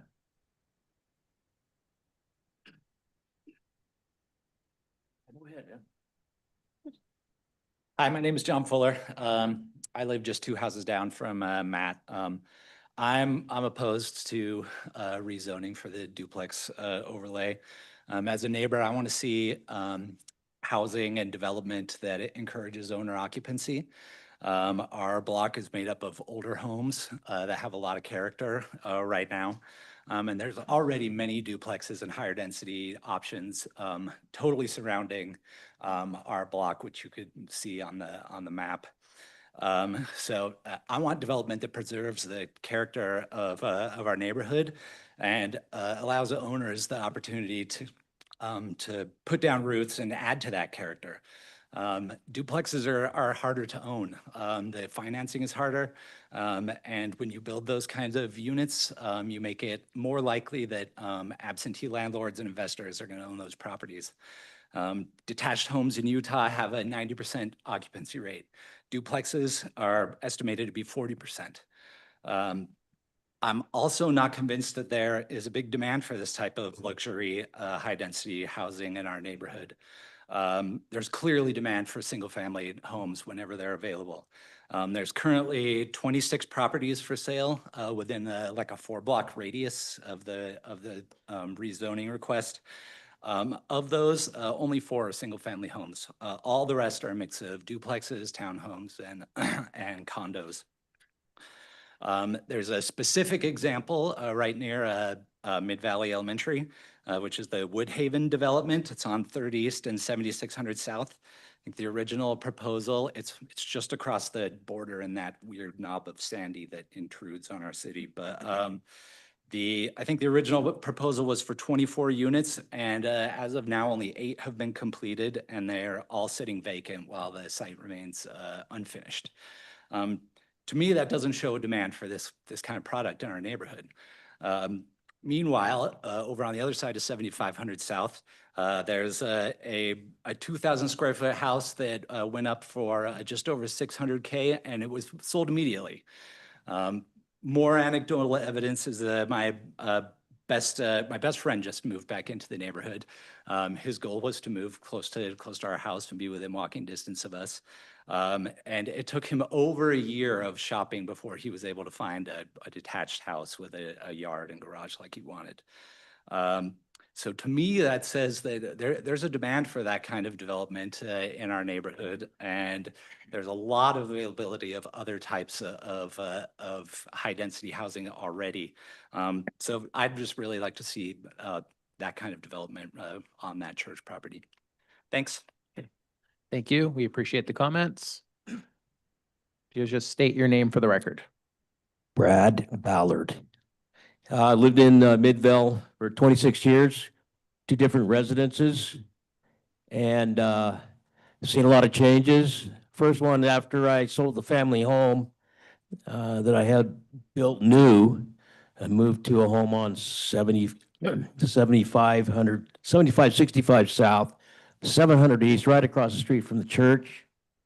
Right after I moved in, I had a developer come in and buy 2 single-family plots to the south of me. They tore them down and they basically destroyed one of the only reasons I moved there into that place. We wanted to stay in Midvale. I had children still in school in the area. And they put 2-story units in, they looked down on my backyard. I mean, I lost all my privacy. I talked to the city planner at the time, and he said, there's no way you're going to stop this development because they've already built one across the street on the west side of 700 East. My neighbor who was born and raised, he's my age, he's born and raised in the house next to me, where we're just watching stuff just disappear all around us as far as single family homes. New developments that come in. There's one that was built right after the one next to me on the other side of Hillcrest Drive, the corner of Hillcrest Drive and 7th East. There was another development that was built there about the same time. I'm sure there's going to be one on a vacant lot that's been there for 14 years since I moved in, right next to the current townhome or condominiums or whatever they are, right past the, I guess it's probably about 7600 South 7th East. One thing I'd like to say is that if this development does come through and Brad gets this thing going, please stay with one story. I mean, these 2-story monstrosities are just, they're wrecking the whole neighborhood. I mean, the 2 stories and 3 stories, we're only seeing 2 here now, but it's just not the same. It doesn't feel like the subdivision that I moved into at all. And if I had to do it all over again, I wouldn't have moved there because of the changes that are made. I don't want to live in that kind of community. It's just not really what I wanted to do, is have all these duplexes and condos and multiplexes and everything else all over the place. And Midvale's pretty liberal with what they do, but I understand we need more housing at lower costs. But the gentleman that was up here earlier, had a really good point. There's things that can be done. There's a lot of duplexes and stuff that are for sale. They aren't selling. My wife's a real estate agent, and she says they're not going to sell. So let's not put more in new units in that don't sell. Thank you. Okay, thank you, Brad. We appreciate your comments. Is there anyone else who would like to give public comment? And please just state your name for the record. Yep. Hello, my name is Gretchen Fuller. I also live next to the properties on Greenwood Avenue, about 4 houses down. And I'm here tonight to respectfully ask you to deny the request for a duplex overlay on these parcels. I understand that this property will eventually be redeveloped, and I support thoughtful redevelopment. However, I believe it should remain limited in scale and consistent with the character of the existing neighborhood that we live in. The property can be redeveloped under the existing SF1 zoning, and Midvale's code says rezoning should be discouraged and approved only under limited circumstances, and I do not believe that these circumstances have been met on both 1 and 3. My concern is the proposed overlay would allow a level of development that is too large for this area. More homes mean more traffic, more parked cars, more daily activity on our street, 7th East and Greenwood Avenue, and the surrounding neighborhood streets. It is also important that the redevelopment preserves the existing access to the water rights that we already have in this neighborhood. These practical issues that affect both current residents and the families who would be interested in moving into this neighborhood. We would all like this to be a safe and well-planned place to call home. I'd also ask the City Council to consider if this property can be successfully redeveloped under the SF1 zoning. Why is the duplex overlay necessary? What public benefit does the rezoning provide that cannot be achieved under the current zoning? For these reasons, I'd respectfully ask you to preserve the existing zoning and allow redevelopment to occur at a scale that fits the existing neighborhood and reflects the intent of the current zoning policies. Thank you for your time and consideration. Okay, thank you. We appreciate that. And just state your name for the record. Hi, my name's Christopher Evans. I'm an attorney. I have a wife and 3 children. I live right across the street from the church on 7500 South. I read through the packet, all 51 pages, and frankly, in all those 51 pages, there was nothing that would really allow for this proposal. On page 3 of the packet, citing to the municipal code 17-3-1, rezoning land is to be discouraged and allowed only under the limited circumstances.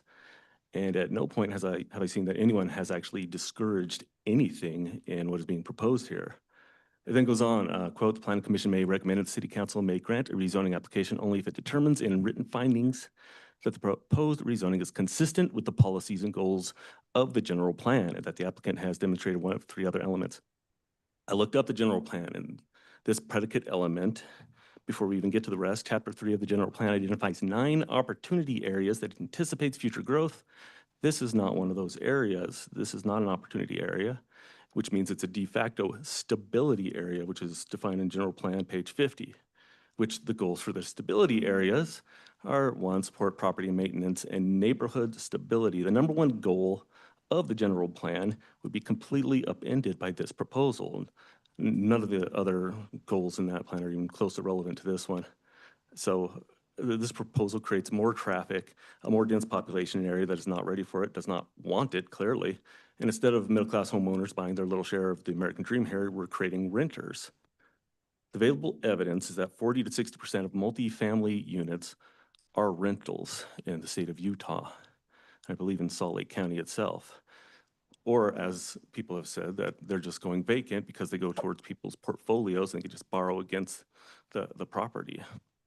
The multifamily dwellings sitting kitty corner on 700 East, there's 10 of them owned by only 2 separate entities. 2 entities own all 10 of those that are kitty corner to this proposal. And that's what usually happens is somebody comes in, it's an investment property. For the other 3 elements that were mentioned by the city planner here, is obviously it's not a clerical error. She mentioned 3 is that the land has changed and no one should be claiming that the land has changed. The city planner said this one applies. The code says, quote, surrounding environs have to have changed, means it cannot be the plot itself that has changed. You can't change the plot and then say the surrounding environs have changed because we're proposing to change it right here. That is not what the municipal code says. And this is not necessary to comply with the general plan because as we already showed, the general plan does not say that. The presumption is that the plan and the zoning stays the same. Going back to the packet page 5, Midvale has the authority to improve the morals, peace, good, order, comfort, and convenience. This does none of that. This is a company that couldn't even be bothered to spell Greenwood Avenue on the proposal. It said Glenwood on it. Thank you. Okay, thank you, Christopher. We appreciate your comments. Is there anyone else who would like to give public comment at this time?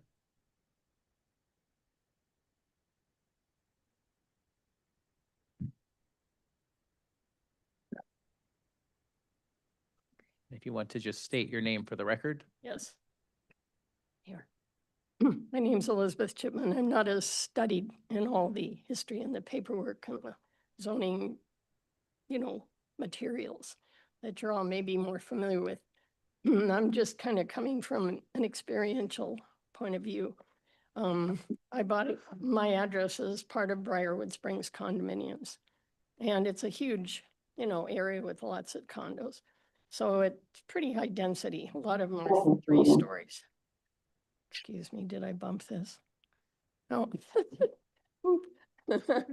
Anyway, I kind of like the feel of, they have a lot of trees, but the trees are going away because a lot of people are not invested in keeping the environment beautiful there.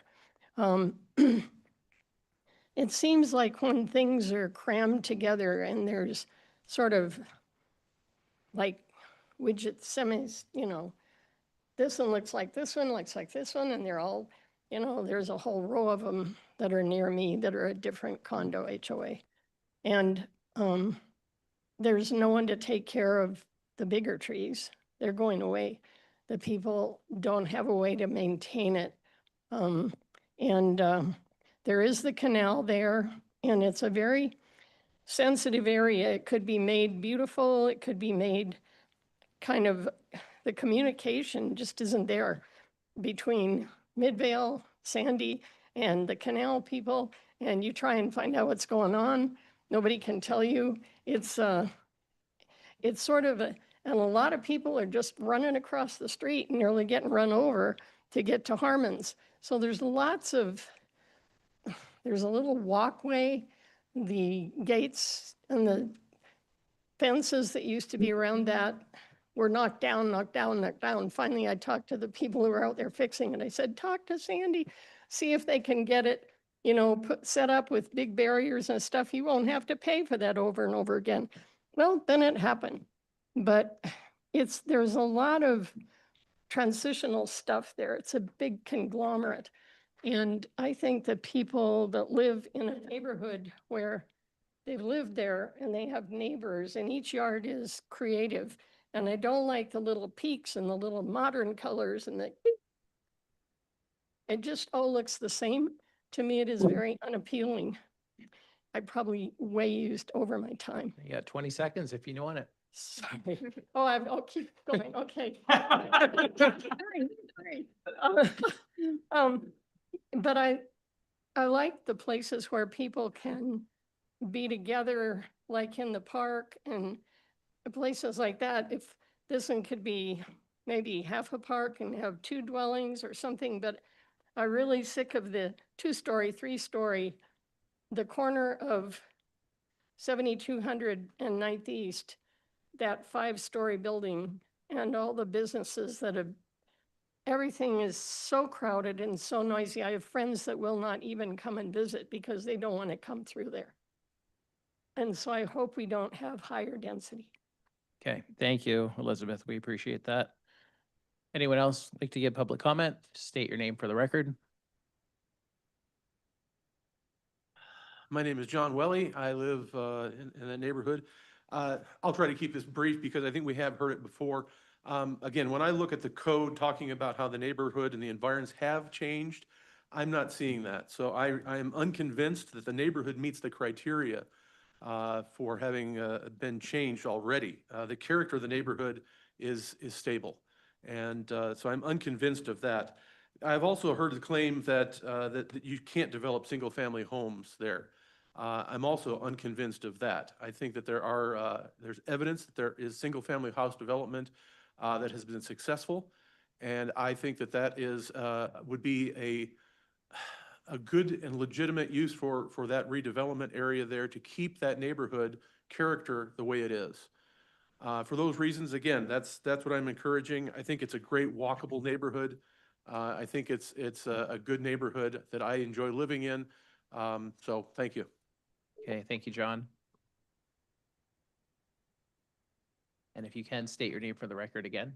Savannah Rodriguez, I just keep coming up here. So I just wanted to say, I know that a lot of these things are being repeated, but one thing that I haven't heard talked about is the fact that this plot actually sits right next to a four-way stop, which directly feeds into the high school, which is right nearby, Hillcrest High School. So this is actually a location that will see a lot of foot traffic on the daily. And I am concerned with the fact that this neighborhood does not, as other people have pointed out, the current zone is one for single family housing. And the duplexes inherently double the baseline household and vehicle number in the area automatically. And he also wants to introduce more than just the duplexes, because he wants to introduce those townhome style ones that were like taller, and those ones didn't always have a driveway even to park in. And so we are introducing more parking, more traffic on this road that will directly affect the high schoolers that will be walking home. Not a question of if, they will be walking home, because it is close enough that they are required. They don't have a bus system for this area. Also, I just want to point out that when you rezone an area, you open up the possibility to rezone other areas nearby. A lot of the argument for the rezone is that there is across the street a similar zone. And so when we rezone, we encourage or open up a door. And so my request to you, city council members, is to please don't rezone it. There is a reason that there are this many people here tonight, and it's because they love the area, they love the zone, they'd like to keep it. That's all I have to say. Okay, thank you, Savannah. Would anyone else like to give public comment? Hi, my name is Sasha Evans. My husband spoke earlier. And I just wanted to reiterate that I live directly across from where the church is right now. I have a profoundly autistic child, and he has issues with eloping. I am very concerned about the traffic. I'm very concerned about the children that go to the middle school and the elementary school, as well as the high school. And I just feel like it's going to create a dangerous situation for just people, pedestrians in general. So besides that, my father emigrated here into the United States, into Utah in the 80s. He was escaping a genocide-torn country to make the American dream here.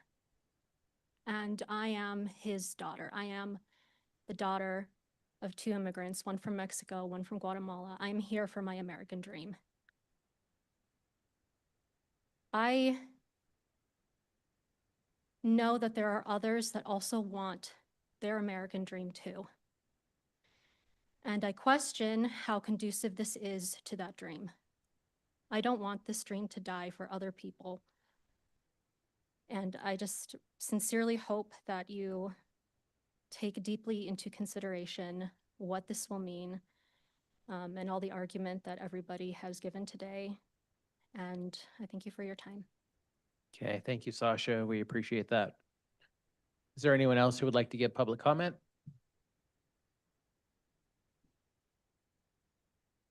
And just state your name for the record. My name is Barbara Smith, and I live at 639 East, 7500 South, so right across the street from the church. And I've lived in that house since 1976. And my family moved in, and we really loved the neighborhood, and that it was single-family homes. Seemed like a really safe place to raise a family, and felt like a very stable area as far as home values went. And although there are some areas that have duplexes, we've noticed a lot of them turn into rental type situations, and a lot of them get run down. And they do have a tendency to bring down home values in the areas where they go in.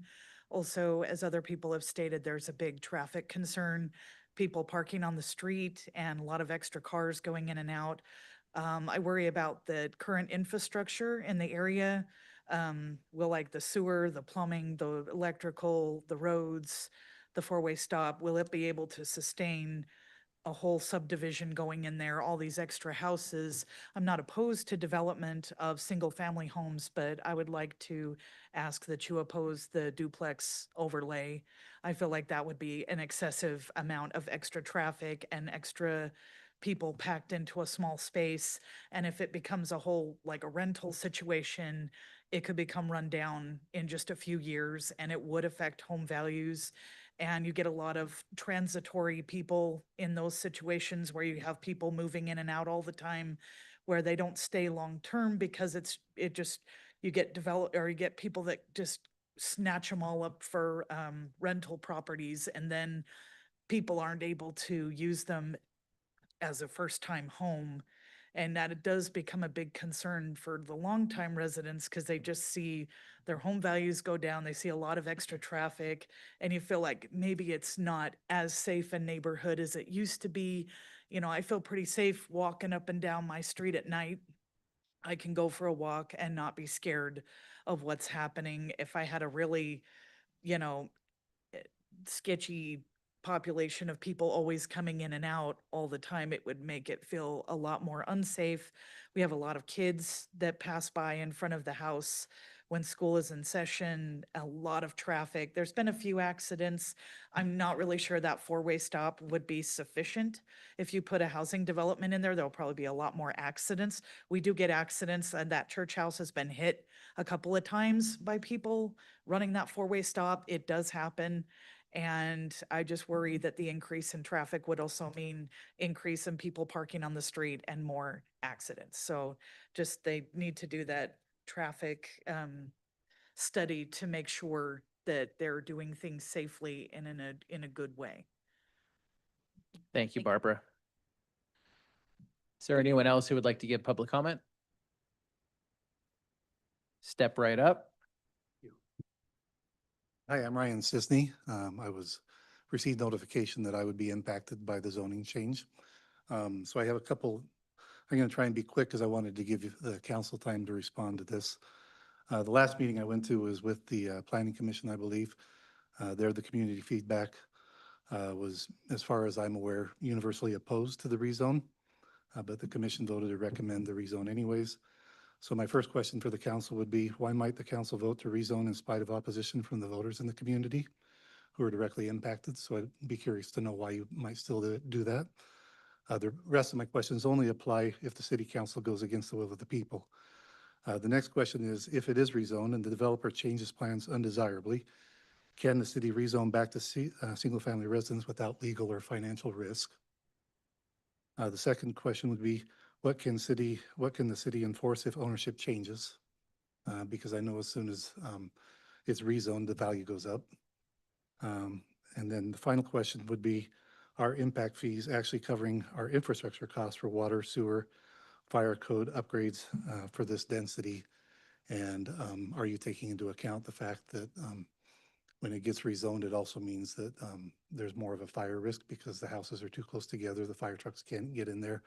So will there be something built into the requirements that the homes themselves have to protect the people who live in them? So those are my main concerns. I did find it interesting that one of the arguments built into the city code is that everybody's doing it, right? I'm not sure why that justifies continuing to do it.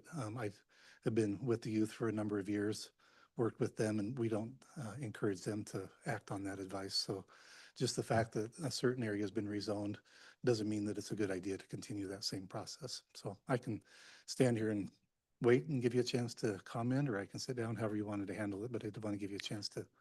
So we'll have everyone come up who wants to give public comment, and if council wishes to address the questions that you asked, they'll have a chance to do so. That works for me. Yeah. Thank you. And we usually do that after it's closed. So we Okay. let everyone talk, we close the public comment, and then we Thank do you. our thing. Yeah, I'm unfamiliar, so I just figured those are my questions.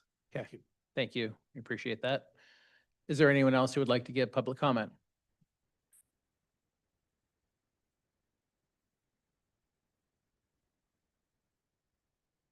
welcome. Diane Bjornson again. Um, we live 2 houses west of this property that is going to be developed. And I want to make sure that you realize that there is a canal that goes along that south side of the property. It's an active canal. We use it all the time.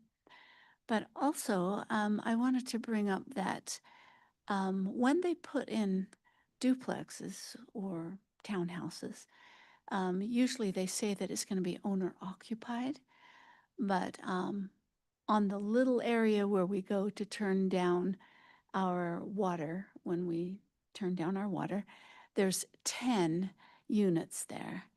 And they were supposed to be owner occupied, but they are all owned by one person in California. So this is another absentee landlord. On streets near us, Lana and Carmel are pretty close. When those were built, they were supposed to be townhouses, owner occupied. But I would say that 90% of those are now just rentals. And so we've got a lot of turnover on those streets too. That's what I worry about with the duplexes being built there. And so I would prefer single family homes. It's an area that a lot of people use. And we've loved living there. We've lived there for like 42 years or more. And so I would really like to see it stay as single family homes, if possible. Thank you. Okay, thank you for your comments. Is there anyone else who would like to give public comment at this time? Step right up. I was wondering when you were going to come back up to talk to us. After everybody talked, that's when I decided to come up.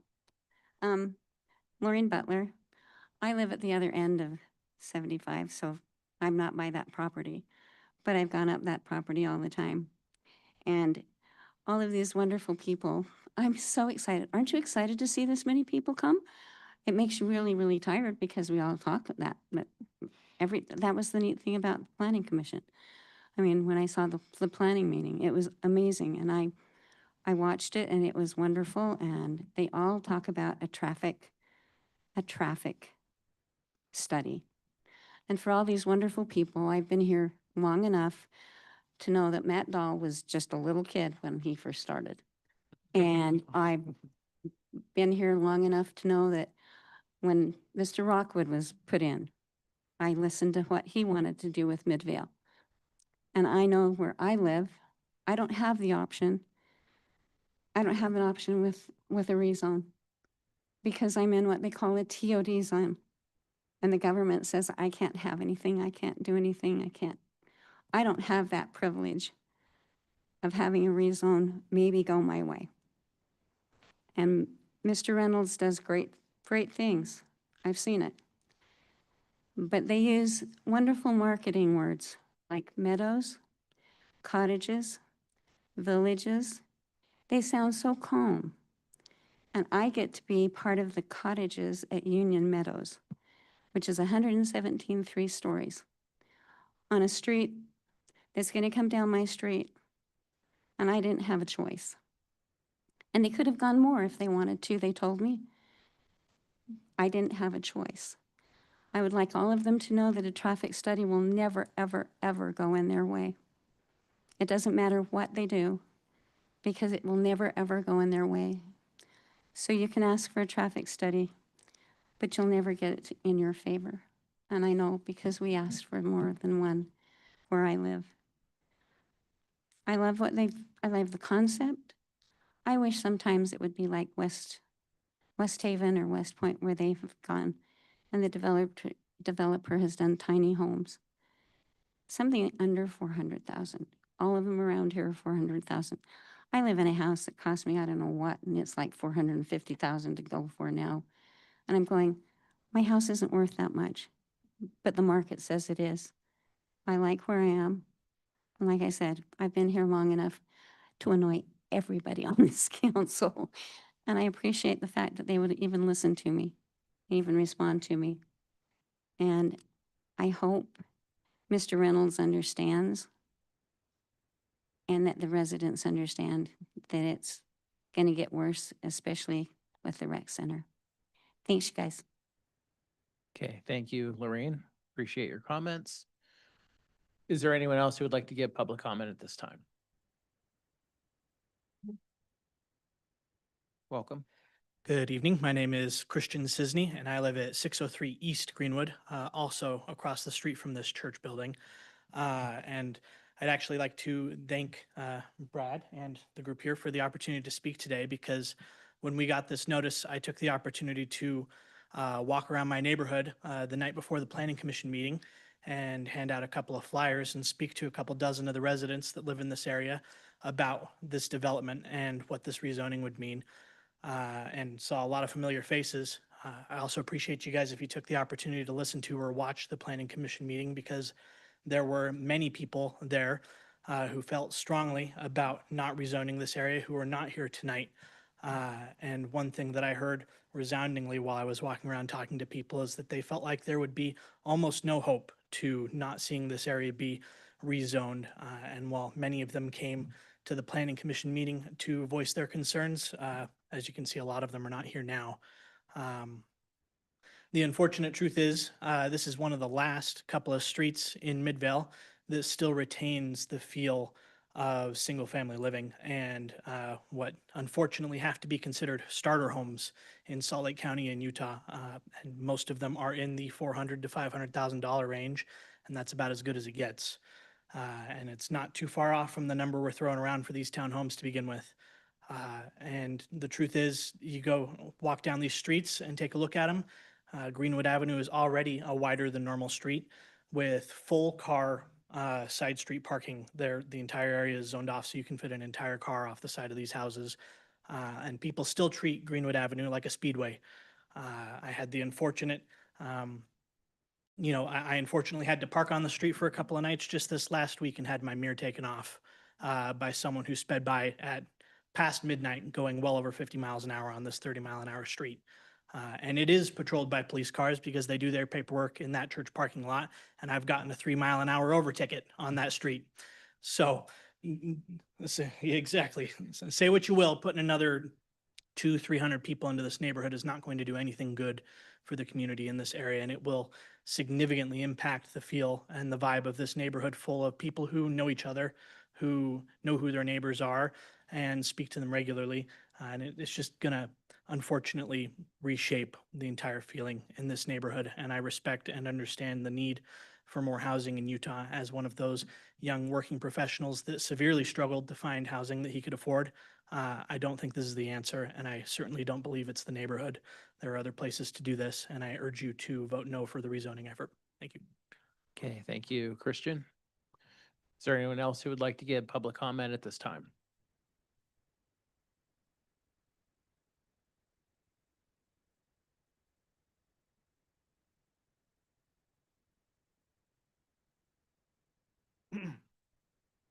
Council, my name is Josh Gibbons. I'm with Hales Engineering. Just wanted to get up and share brief findings that we did in a traffic memo for the project. So what we did in this memo was just look at how much traffic we expect would be added to the roads based on the townhomes that are proposed.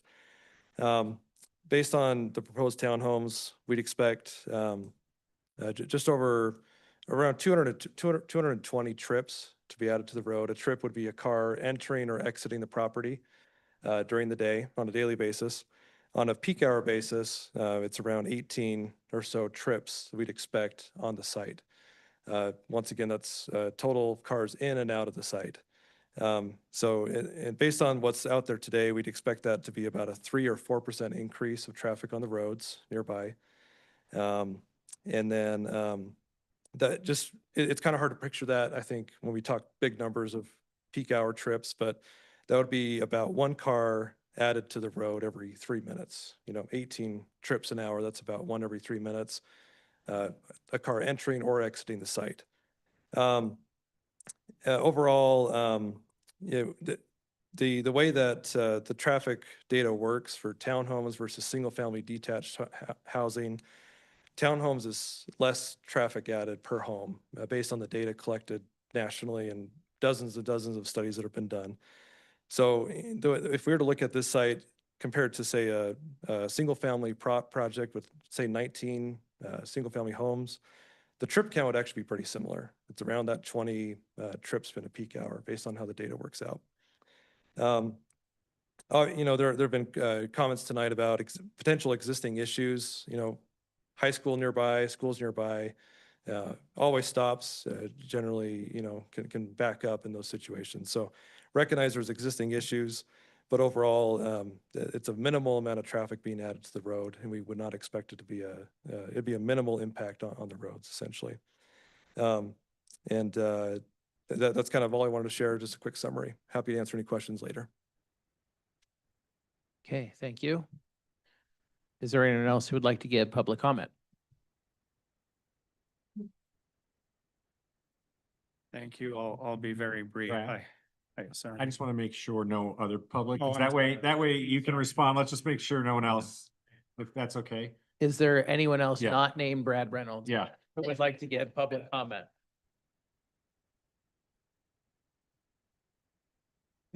It will be part of the minutes that we will have on our website within a few days after they're approved, yeah. So we'll meet in 2 weeks, we'll approve these minutes, and then they'll be So up on The our question from website. the audience that's not on the mic is, will these comments be available? Sorry, she wasn't up, so I just want to make sure Yeah. that's heard. Anyone else would like to give public comment? Going once? Say that, It needs to be in the microphone. yeah. And his name as well. And state your name for the record again. Brian Sisney, for the record.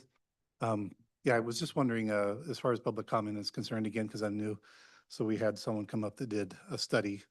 Are they part of the public then? Is that the way that works, even though they're privately commissioned? Is that? That's a good question. As long as I've been here, I don't remember someone coming up during public comment to give the traffic study, but we will make sure that that gets into the Okay. record as well. And then my next question for that individual is who commissioned that? Who paid for it?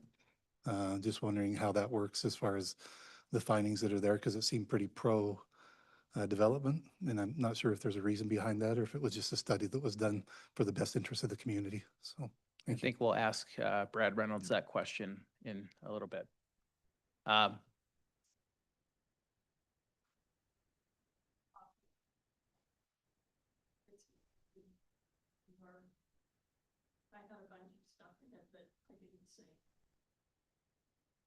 Okay.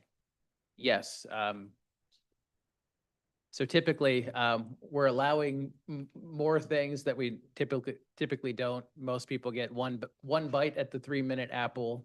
We understand there's a lot of feelings in the community about this. So Savannah, if you want to come back, quick question. That's the microphone though. Yeah, come up to the microphone. This is just the same, the question is also towards the study, with it being a national study.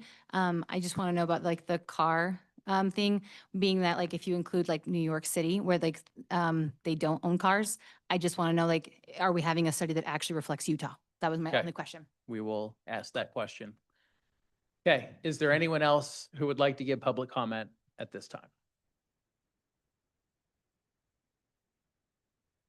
Sorry, can you come up? Sorry. I thought I gave you a thumbs up to your question, but. And state your name for the record again. Elizabeth Chipman. I submitted some other ideas written, but I didn't bring a copy of them tonight, so I don't know. Do you We can include have. those in the thing? We can have our planning staff. I'm looking at Elizabeth now, our planner. This is Elizabeth, two Elizabeths here. So my guess is, and we'll confirm, I'm sure we got those comments that you submitted. So we'll hopefully have someone answer those questions that you have. Okay. Yeah. It wasn't so much questions, it was statements. And typically, those public comments that go via email, they do get put into the public record as well, and we will make sure that they do. Now, is there anyone else who would like to give public comment? Okay, Thanks, Mayor, for letting me make sure that played out. seeing none. Brad, would you like to come back up? I think we have a couple of questions we'd love to. Sure, I'm sorry, I didn't mean to jump the gun there a little bit. Okay. Oh. No, I just, I certainly sympathize with the neighbors and their concerns, and I know it's challenging when a church has been there for a large number of years to see change. The neighborhood is changing, and that's the reason why the church is selling the church, is because of some of the demographics are changing a little bit. But our plan meets with the general plan that the city has adopted. Everything that we're doing with the diversity of the plan does meet that master plan. But I was going to say too, there was some comments on duplexes and getting run down, and there's a reason. If you look at even the earlier projects that I brought up, and have you look from 22 years ago to even 14 years ago, look at all those 7 or 8 or 10 years ago, and look at how well they're maintained with the HOA, and see how many rental signs you see. They're all owner occupied. And with the price point we'd have to be on this particular project, it would not make sense for somebody to come in with a quality project like we're talking about with Ramblers and 3-bedroom townhomes. They could not rent them and make the kind of return that they would be seeking. It wouldn't make financial sense. And so, and if you look at any of our projects, you don't see a large number of rentals. It just doesn't happen. So I just wanted to clarify on that. And the other point, just briefly, if you had to turn this into housing, just individual homes, 7,000 square foot lots, the units would be unaffordable on housing. You'd get roughly 19 homes in this area, 19 to 20 homes. And the traffic would be virtually the same. And so it, to me, doesn't make sense. Why not provide some housing that can accommodate more people's needs? And that's why we're proposing this project. We wouldn't be doing a project that didn't make sense to sell. And that's why we've been doing them, is they've been very successful and very popular. There's a real demand for that kind of housing, our opinion. So, Okay. any other questions I can answer? Before we do that, let's, so Close. this was for public comment. We'll add that as a public comment as well. Okay. But if there's no other community member who wishes to give public comment, I'll look for a motion from the council to close public comment. Mayor, move that we close public comment. Second. Okay, we have a motion and a second. All those in favor of closing public comment, say aye. Yes. Yes. Aye. Any opposed? Okay, we're out of public comment. Thank you, everyone, for giving those comments. We appreciate the respect and just the class that you delivered those comments. We understand, again, high emotions regarding this project. So now we'll turn to council and see if there are any questions from council for the developer or for staff. I have some questions for Brad, and I have some general thoughts. So I'll ask my questions, let them, and then give some thoughts. Have you ever, and this will answer one of the some of the questions related to, like, and I've always worried about this too. Hey, let's say we approve a rezone and turn around and sell it. I don't think you do that. You haven't done that previously, but it's a very legitimate concern for neighbors, right? And all of a sudden they want more, because I think this is not the full amount that you could put with the rezone, right? That's a worry. Or they turn them into rentals, right? The person that buys it from you puts a bunch of duplexes and that's rentals, et cetera. Have you done a development agreement with us? You know, we might have done one on the Woodward Farms. I'm not totally sure, but we do them in a lot of cities, and we'd be happy to do that. And so for the audience, the way a development agreement works is we would essentially lock them into a concept. So they couldn't do that. And it would go with the title. So they couldn't sell it and lose it, right? Now, I don't know how this is going to shake out, but I think that at least answers those questions related to how it's used. Public comment is closed at the moment. I apologize. Second, I know this is just concepts. Sure. I do like the suggestion related to the one story on touching properties, right? So I know, again, just a concept is that something, you'd consider if we did a development? So that would be the south, which you already have the Rambler, and then The west. The gentleman that brought that up came up to me just prior to the meeting.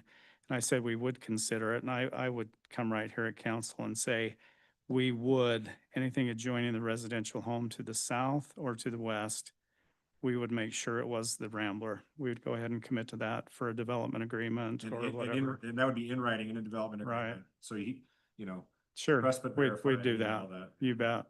Okay, those are my questions. I actually did have some questions. Okay. So you did say this would be HOA maintained, correct? It would be. Okay, and along with that, for those that don't know, HOAs do have pretty strict regulations on the amount of rental properties that they can maintain within that site in order to qualify for financing. So it is in the HOA's best interest to maintain that smaller rental pool.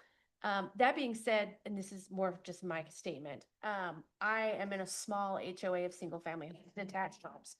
And I can tell you that has not stopped us from having rental properties as well. So I don't like this narrative that because they're duplexes, they're going to be rentals. Unfortunately, it is the nature of the beast right now I think everybody's feeling it, that like, yes, I wish that all of my neighbors owned their homes and that we didn't have problems with renters, but in fact we do. And me being in a single family HOA has not stopped that. So just so everybody knows. And then I had a couple extra questions for you. Sorry. I'm gonna you're kind of go fine. all over the place. I know you have been working with the residents regarding this irrigation ditch, right? We've talked to a few of them and we are planning, it goes, our understanding, and we've actually even talked to the ditch company. I think it's the East Jordan Ditch Company that controls that. And it goes all along the south property line, but when it gets to the very west, it deviates just a little bit. So we've talked to them, and I think we've mentioned to a few neighbors, we would make sure that gets maintained, even if we have to divert the piping just on that little western portion, so it goes back to the original place. And I think where it's at, it might not even affect the project because it just barely comes in on the corner. So that's a non-issue for us.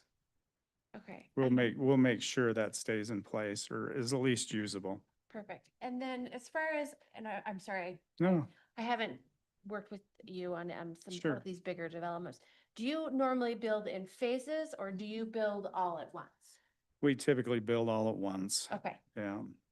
So typically, we've been very fortunate in that as we start construction, there has been high enough demand, even in some of these less desirable times, so to speak, that we'll typically just continue to build and the homes will sell right while we're building them. So we anticipate in a community like this that we'll have that same success, that we'll build the whole community out and it will sell out very quickly. Okay. Thank you. I'm sorry, I do have one more question. Go for Oh, it. sorry. No, when you were going over the map, you said that there were some that maybe did not have full driveways? On the map I know- there. And I know this just like a, There was a couple that it did not show full driveways, but even at that, and I misspoke, I do want to clarify one thing. I was saying on the parking, it's actually the requirement of those units you saw was 68, and we have 108 parking stalls. So we are the 40 stalls more than what was required. But there was some that did not have it, but as we change, I think the density we have there is probably a little high. I don't think we'll get that as they start to go through green space and do all of that. We'll still maintain more parking than what's required for sure by quite a bit.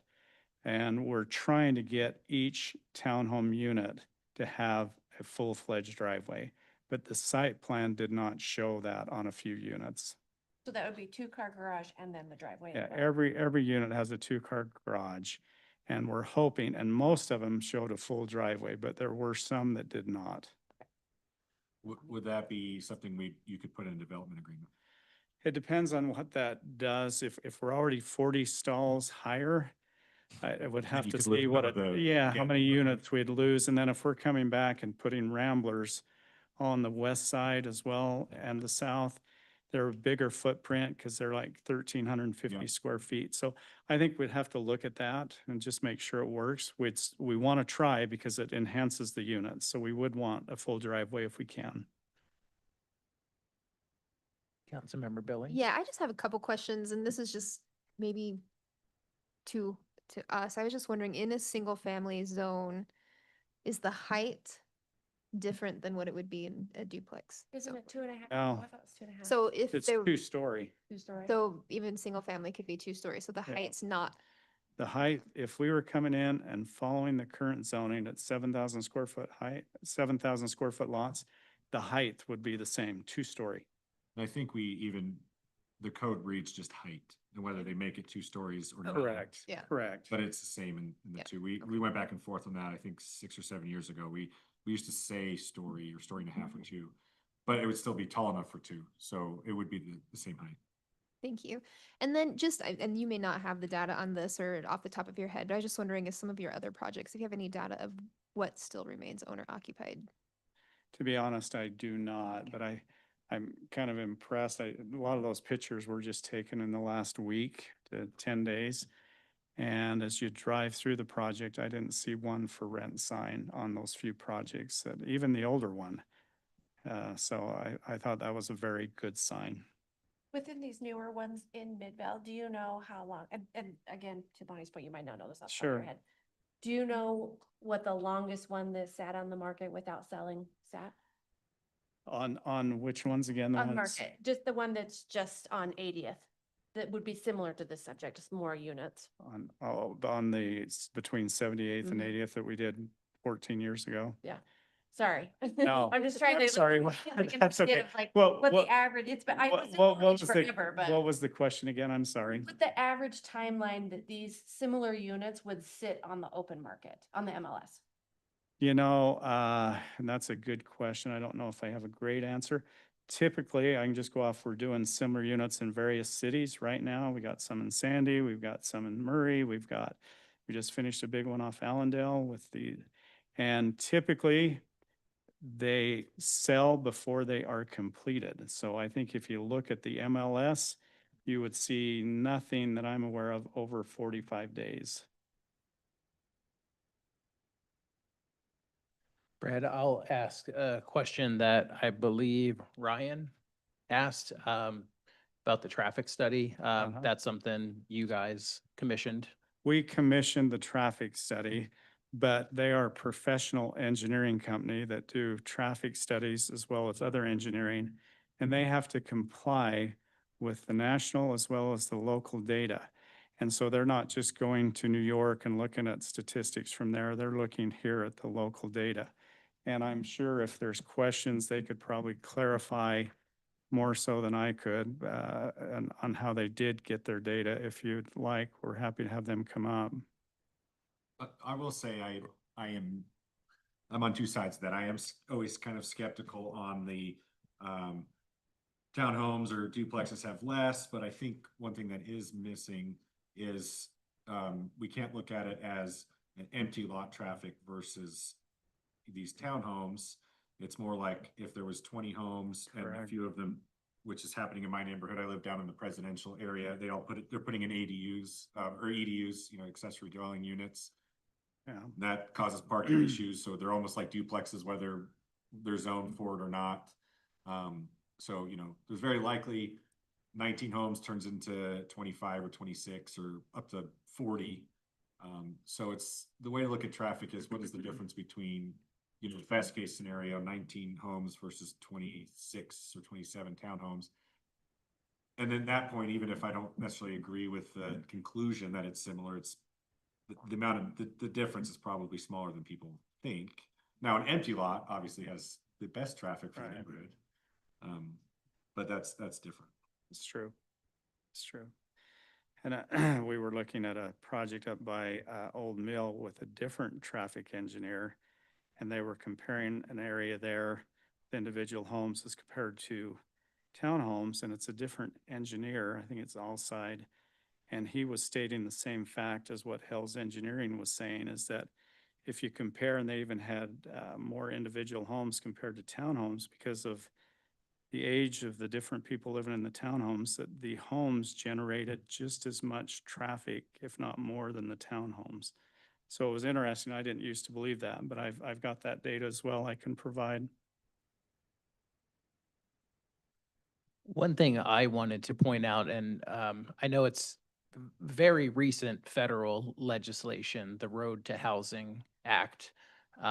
One of the things we often don't think that our Congress are working in a bipartisan manner, but here's a bipartisan piece of legislation that came out of the United States Congress that effectively limits the number of properties that large investment companies can have. And I believe that number is if there's a large investment company that owns more than 350 properties. I don't, I looked that up. I didn't have that off the top of my head.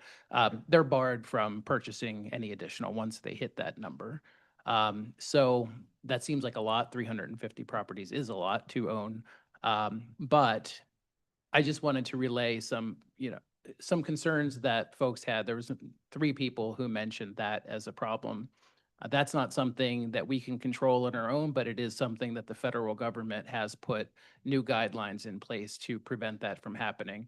And from what I understand, planning staff, not to put everyone on the spot, I believe the focus was on single-family homes, but I do believe that townhomes and duplexes are part of that new federal legislation.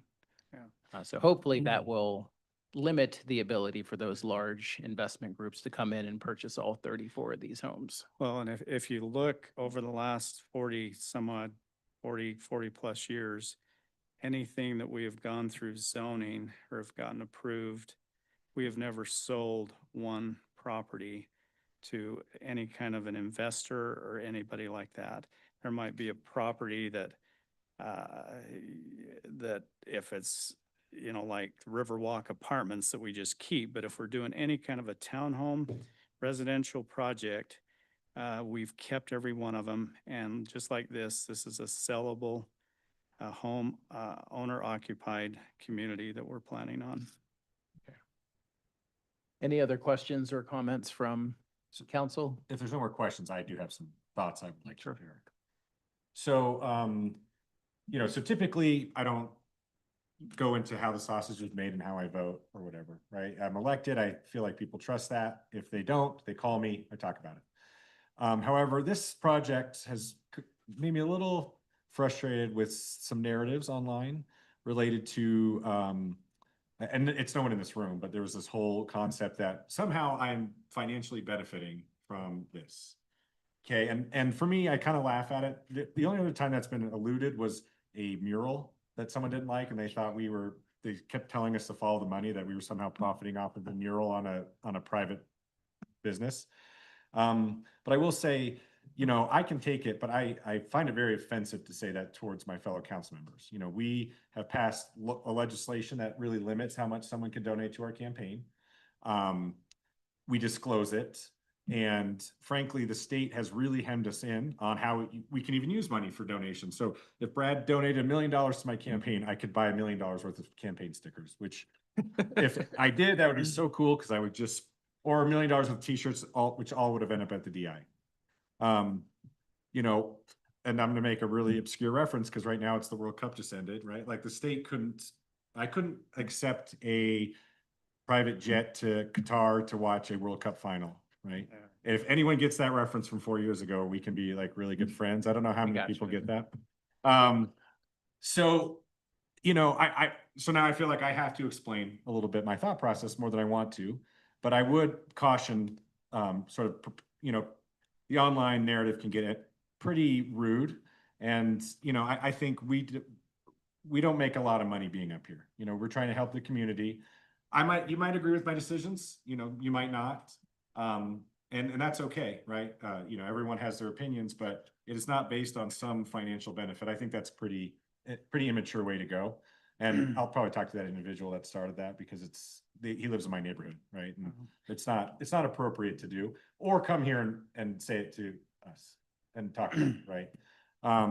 So on that note, when I get something like this, a rezone in a neighborhood, I have a bunch of barriers to entry and I look at range of outcomes. My number one is it a rental or for sale? If it's a rental, I'm a no, right? If it's a for sale with developers that I think have done poor jobs in Midvale or I'm unfamiliar with, I'm also more cautious.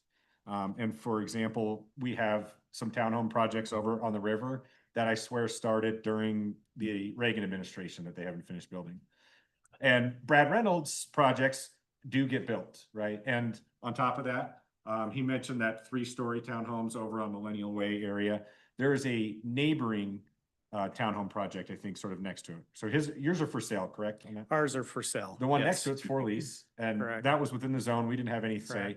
Correct. And it's not even in my neighborhood. I get complaints about that. So 2 people building, complaints about how they manage their dust and everything, right? So in my opinion, if I have for sale, quality product, that I'm at least not a full no, right? But then I look at the range of outcomes.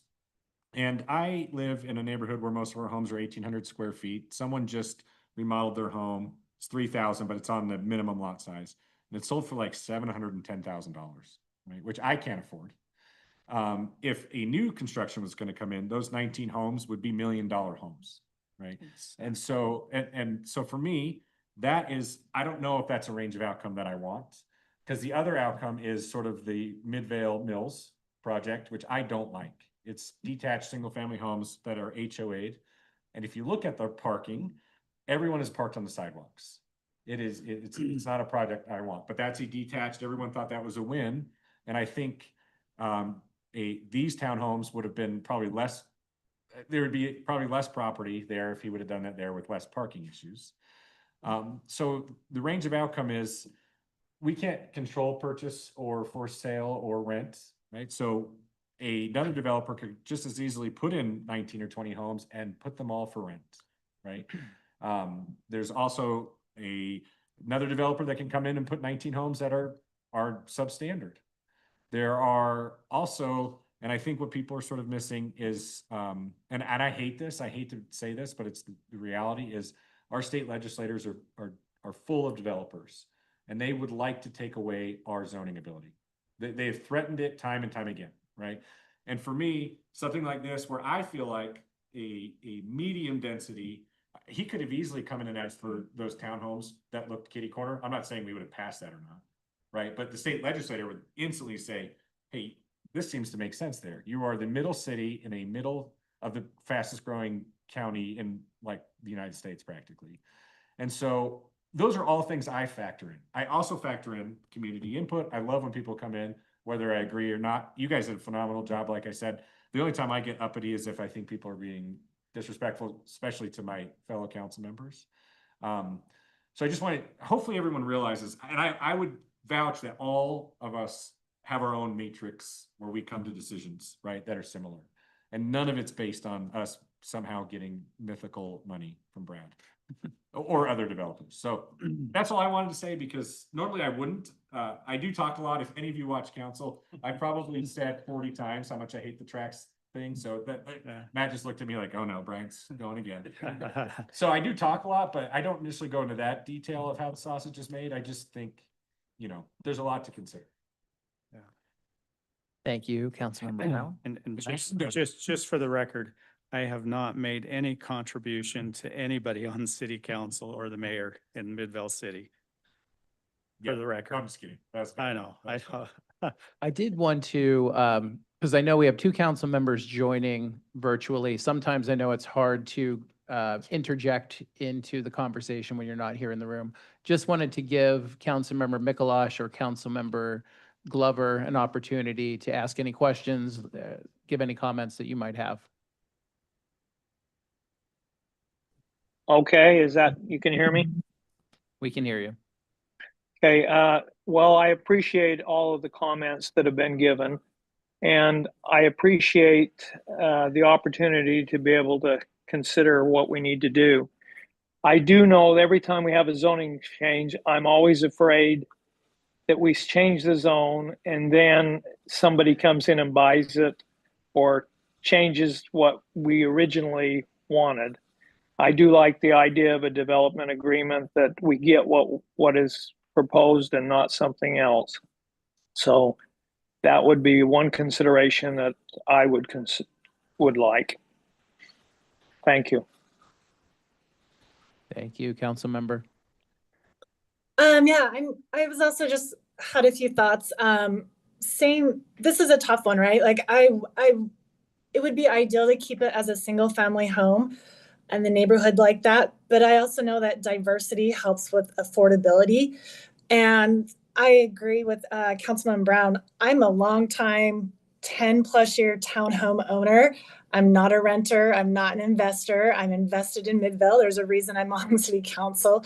And that's whether I live in a house or a townhome or a duplex or even an apartment, right, that some of us live in. So I really think it's about the quality and the commitment of the developer, which I agree a development agreement would help. But I think the fear of too many cars, renting it out, what could happen is very dependent on the community and what we bring in at the beginning. And I think that that could go either way. I have family members who rent homes and they're single family homes, right? So it can go either way, whether it is a duplex or a home. So this was a hard decision, but I appreciate all the comments from the community. I appreciate comments from the developers and the council just to make sure that we have thought through everything before we make any decisions. So I appreciate the time.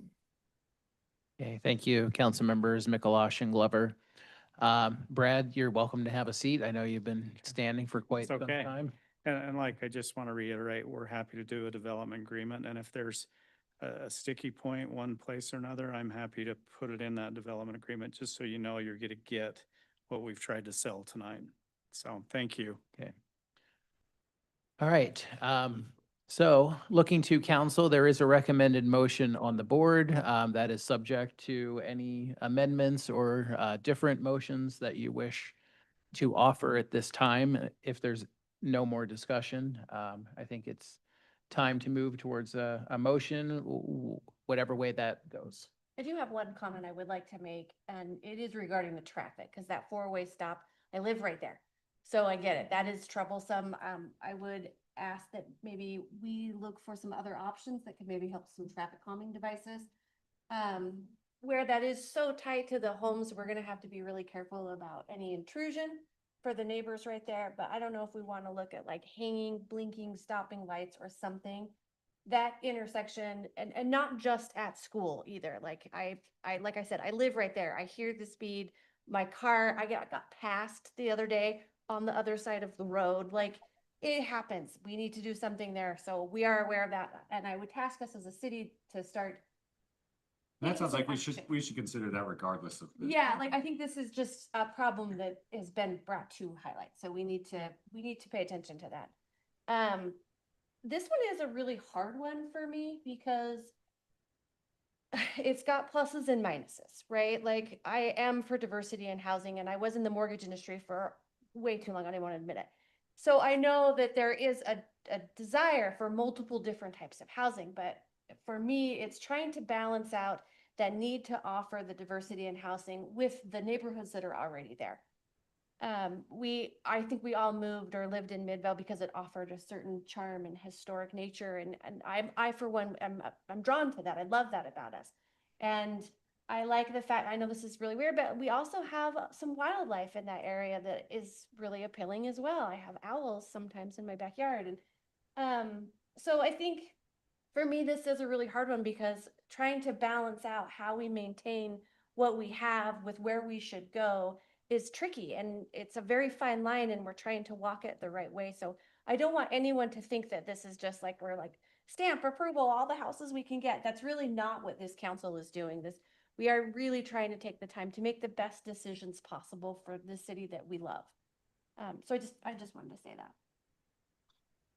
I think me and Glover both are, and I don't know if others are, we would like a development agreement. Yeah. I can openly say that I actually like the project and I would definitely be in favor of it, but I don't want it to be something that's not here. And I also would like the west side to be single story. So I know people here might not like that a ton, but I think they should at least find some solace if we can get a development agreement first, right? So there's not a rental nightmare or something along those lines where they, pack it in and make it not. I don't foresee that just because of how much he's done in Midvale, but I think that's the way to go. So do we take, well, I don't know. That's two of us. Yeah, I think the three options we have are to approve the rezone, deny the rezone, or table this discussion pending A development a agreement development agreement with some notes. with the, yeah, and if you're gonna make that motion, I know staff in the past has asked very nicely that we include those things that we would like to see within the development agreement, so that it's not a huge question mark, having to come back to council multiple times. So, if that's the motion you wish to make, or one of the council members wishes to make, please include the specific things that you would like to see in a development agreement. I know what I would like to see. So I don't know about the other council. So if anyone has any additional thoughts. Why don't we have that discussion now, just to see what everyone would like to see in the development agreement? And then I know Matt takes furious notes over here, so we'll get all of that encapsulated. So Councilmember Brown, what would you like to see in a development business? I would like to ensure that it's no more than what's here. That the south and west side units are single story. I would like, am I allowed to say for sale? Garrett? My preference would be no, just simply because of the Fair Housing Act. So I totally get that, but I think Brad's gonna do that, so I think I want to do that anyways, but maybe I won't. Sure. Maybe we can strongly recommend the preference rather than requiring for sale. Are you units. okay if maybe instead of saying for sale, that it requires that each of those units is individually subdivided so that it can be available as a for sale product? Yeah. I can do that. How about, does anyone else have any comments? Heidi, do you want to include anything about the four-way stop that you mentioned? Is there any? I don't think that's really his responsibility. That's more of a city responsibility, right? For me, if we were to do a development agreement, I would, and I saw your letter in there, so I saw that you put that you were gonna do the necessary greenscape and all that. I would like a consideration for something that the neighborhood could use. I know that you're limited on space there, but anything that you do, I would hope would be like a community amenity, not just a project amenity, if that makes sense. But I think the sidewalks, it would already have sidewalks right there anyway. So yeah, no, I'm. Okay. So what I have now, the concept, because this was not a development agreement, it was a concept. There were 34 units on that, what we saw. So is that what you're wanting to cap it at, no more than 34 units? Yeah, I think there's a good chance it might not even end up at that. But I don't want the opposite to happen, where they find, they actually go to planning, oh, we could add 36, right? Did Paul have something he wanted to add? You wanted to add units? Paul, you wanted to add units? No, I don't want to add The units. development agreement. I lost you for a couple minutes there, but I got you back. So, I didn't hear everything you said, but I believe what you said before. So I think we're good. Okay. Councilman Glover and Councilmember Mikalash, is there anything else? Well, Paul, you may not have heard then. We're just going down a list of things that we would like to see in the development agreement, so that staff Right, and has. I lost that list. Okay, so I was gone for a minute. so far it is to cap it at 34 units, no more than 34 units. That is also the south and west will be reduced to single-story Rambler. And Councilmember Brown's preference for that it to be for sale or for sale. Individually owned lots. Individually owned lots. Individually subdivided. Individually subdivided lots. I got it. Is there Sounds anything good. else? That sounds good. Okay. Councilmember Mikalash, anything else to add to the list? I think the only other thing is I know that some of them had full driveways and some had partial. I think as many as possible that have full driveways, it helps with the parking issue. Similar to a single family home, right? You would hope that they would all park on their driveways. We know that everyone parks, roads, other places, but I think having the option of full driveways wherever possible is really helpful in addition to the garages. Yep, My great only point. addition.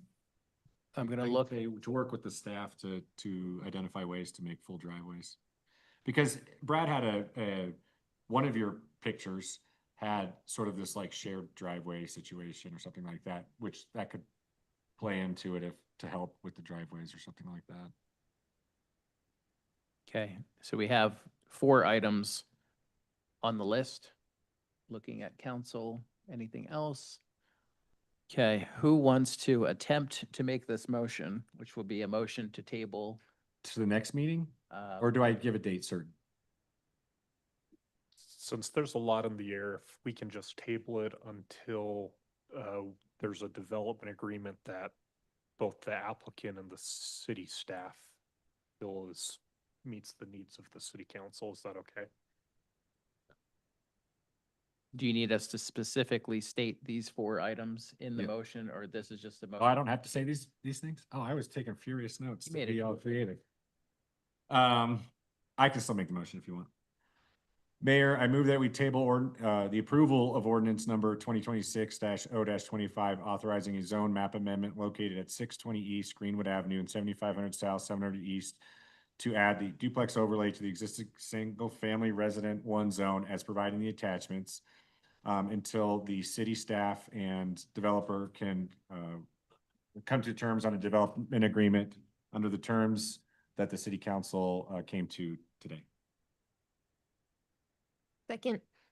Okay, we have a motion and a second to table this rezone with direction to the staff to work with the developer on a development agreement that includes the 4 items that were mentioned here today. Rory, will you call the yeas and nays on this?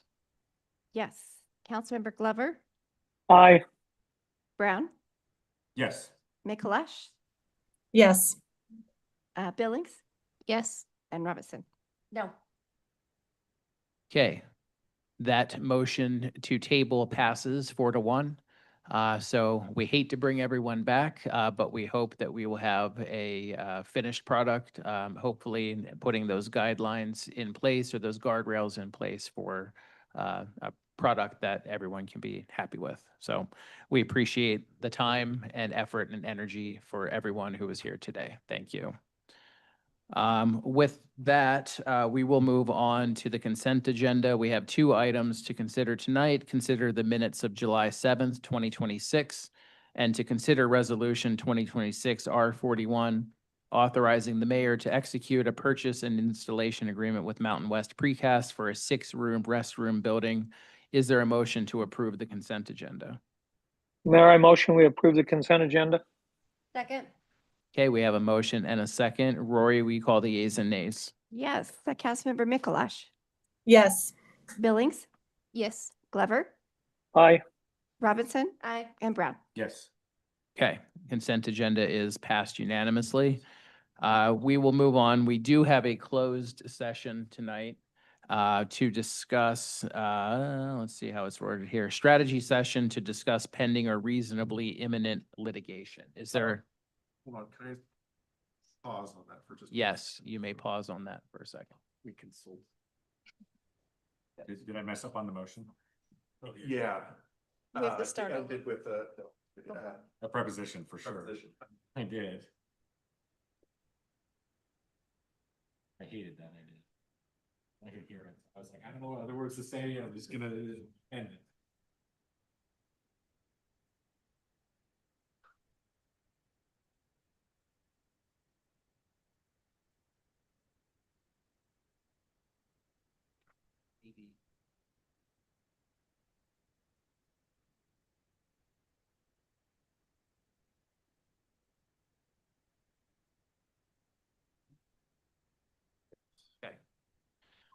Okay, so some consultation here. Sorry, we have a lot of moving parts here tonight.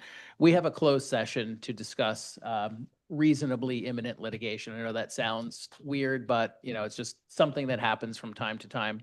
So when there is a closed session, we do have to have the public leave. I know that's very awkward because we did want to have some conversations with you.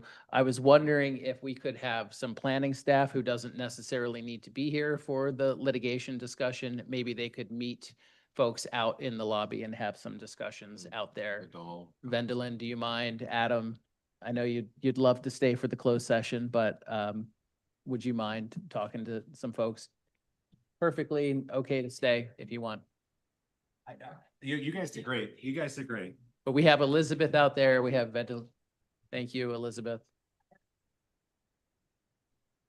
We appreciate your comment. Thank you. We appreciate you. Adam, Hopefully we'll see you on. Do I need to make this motion? yeah, we can go ahead and accept the motion for a closed session for reasonably imminent litigation. I move that we move to closed session to for strategy sessions to discuss pending or reasonably imminent, why can't I say that? Legislation. Litigation, not legislation. Sorry, litigation. Oh my God. Second. Okay, we have a motion and a second. Rory, will you call the yeas and nays? Yes. Councilmember Brown, Yes. Mikalash, Yes. Billings, Yes. Glover, Aye. and Robinson. Aye. Okay, that is unanimous. We are in a closed session.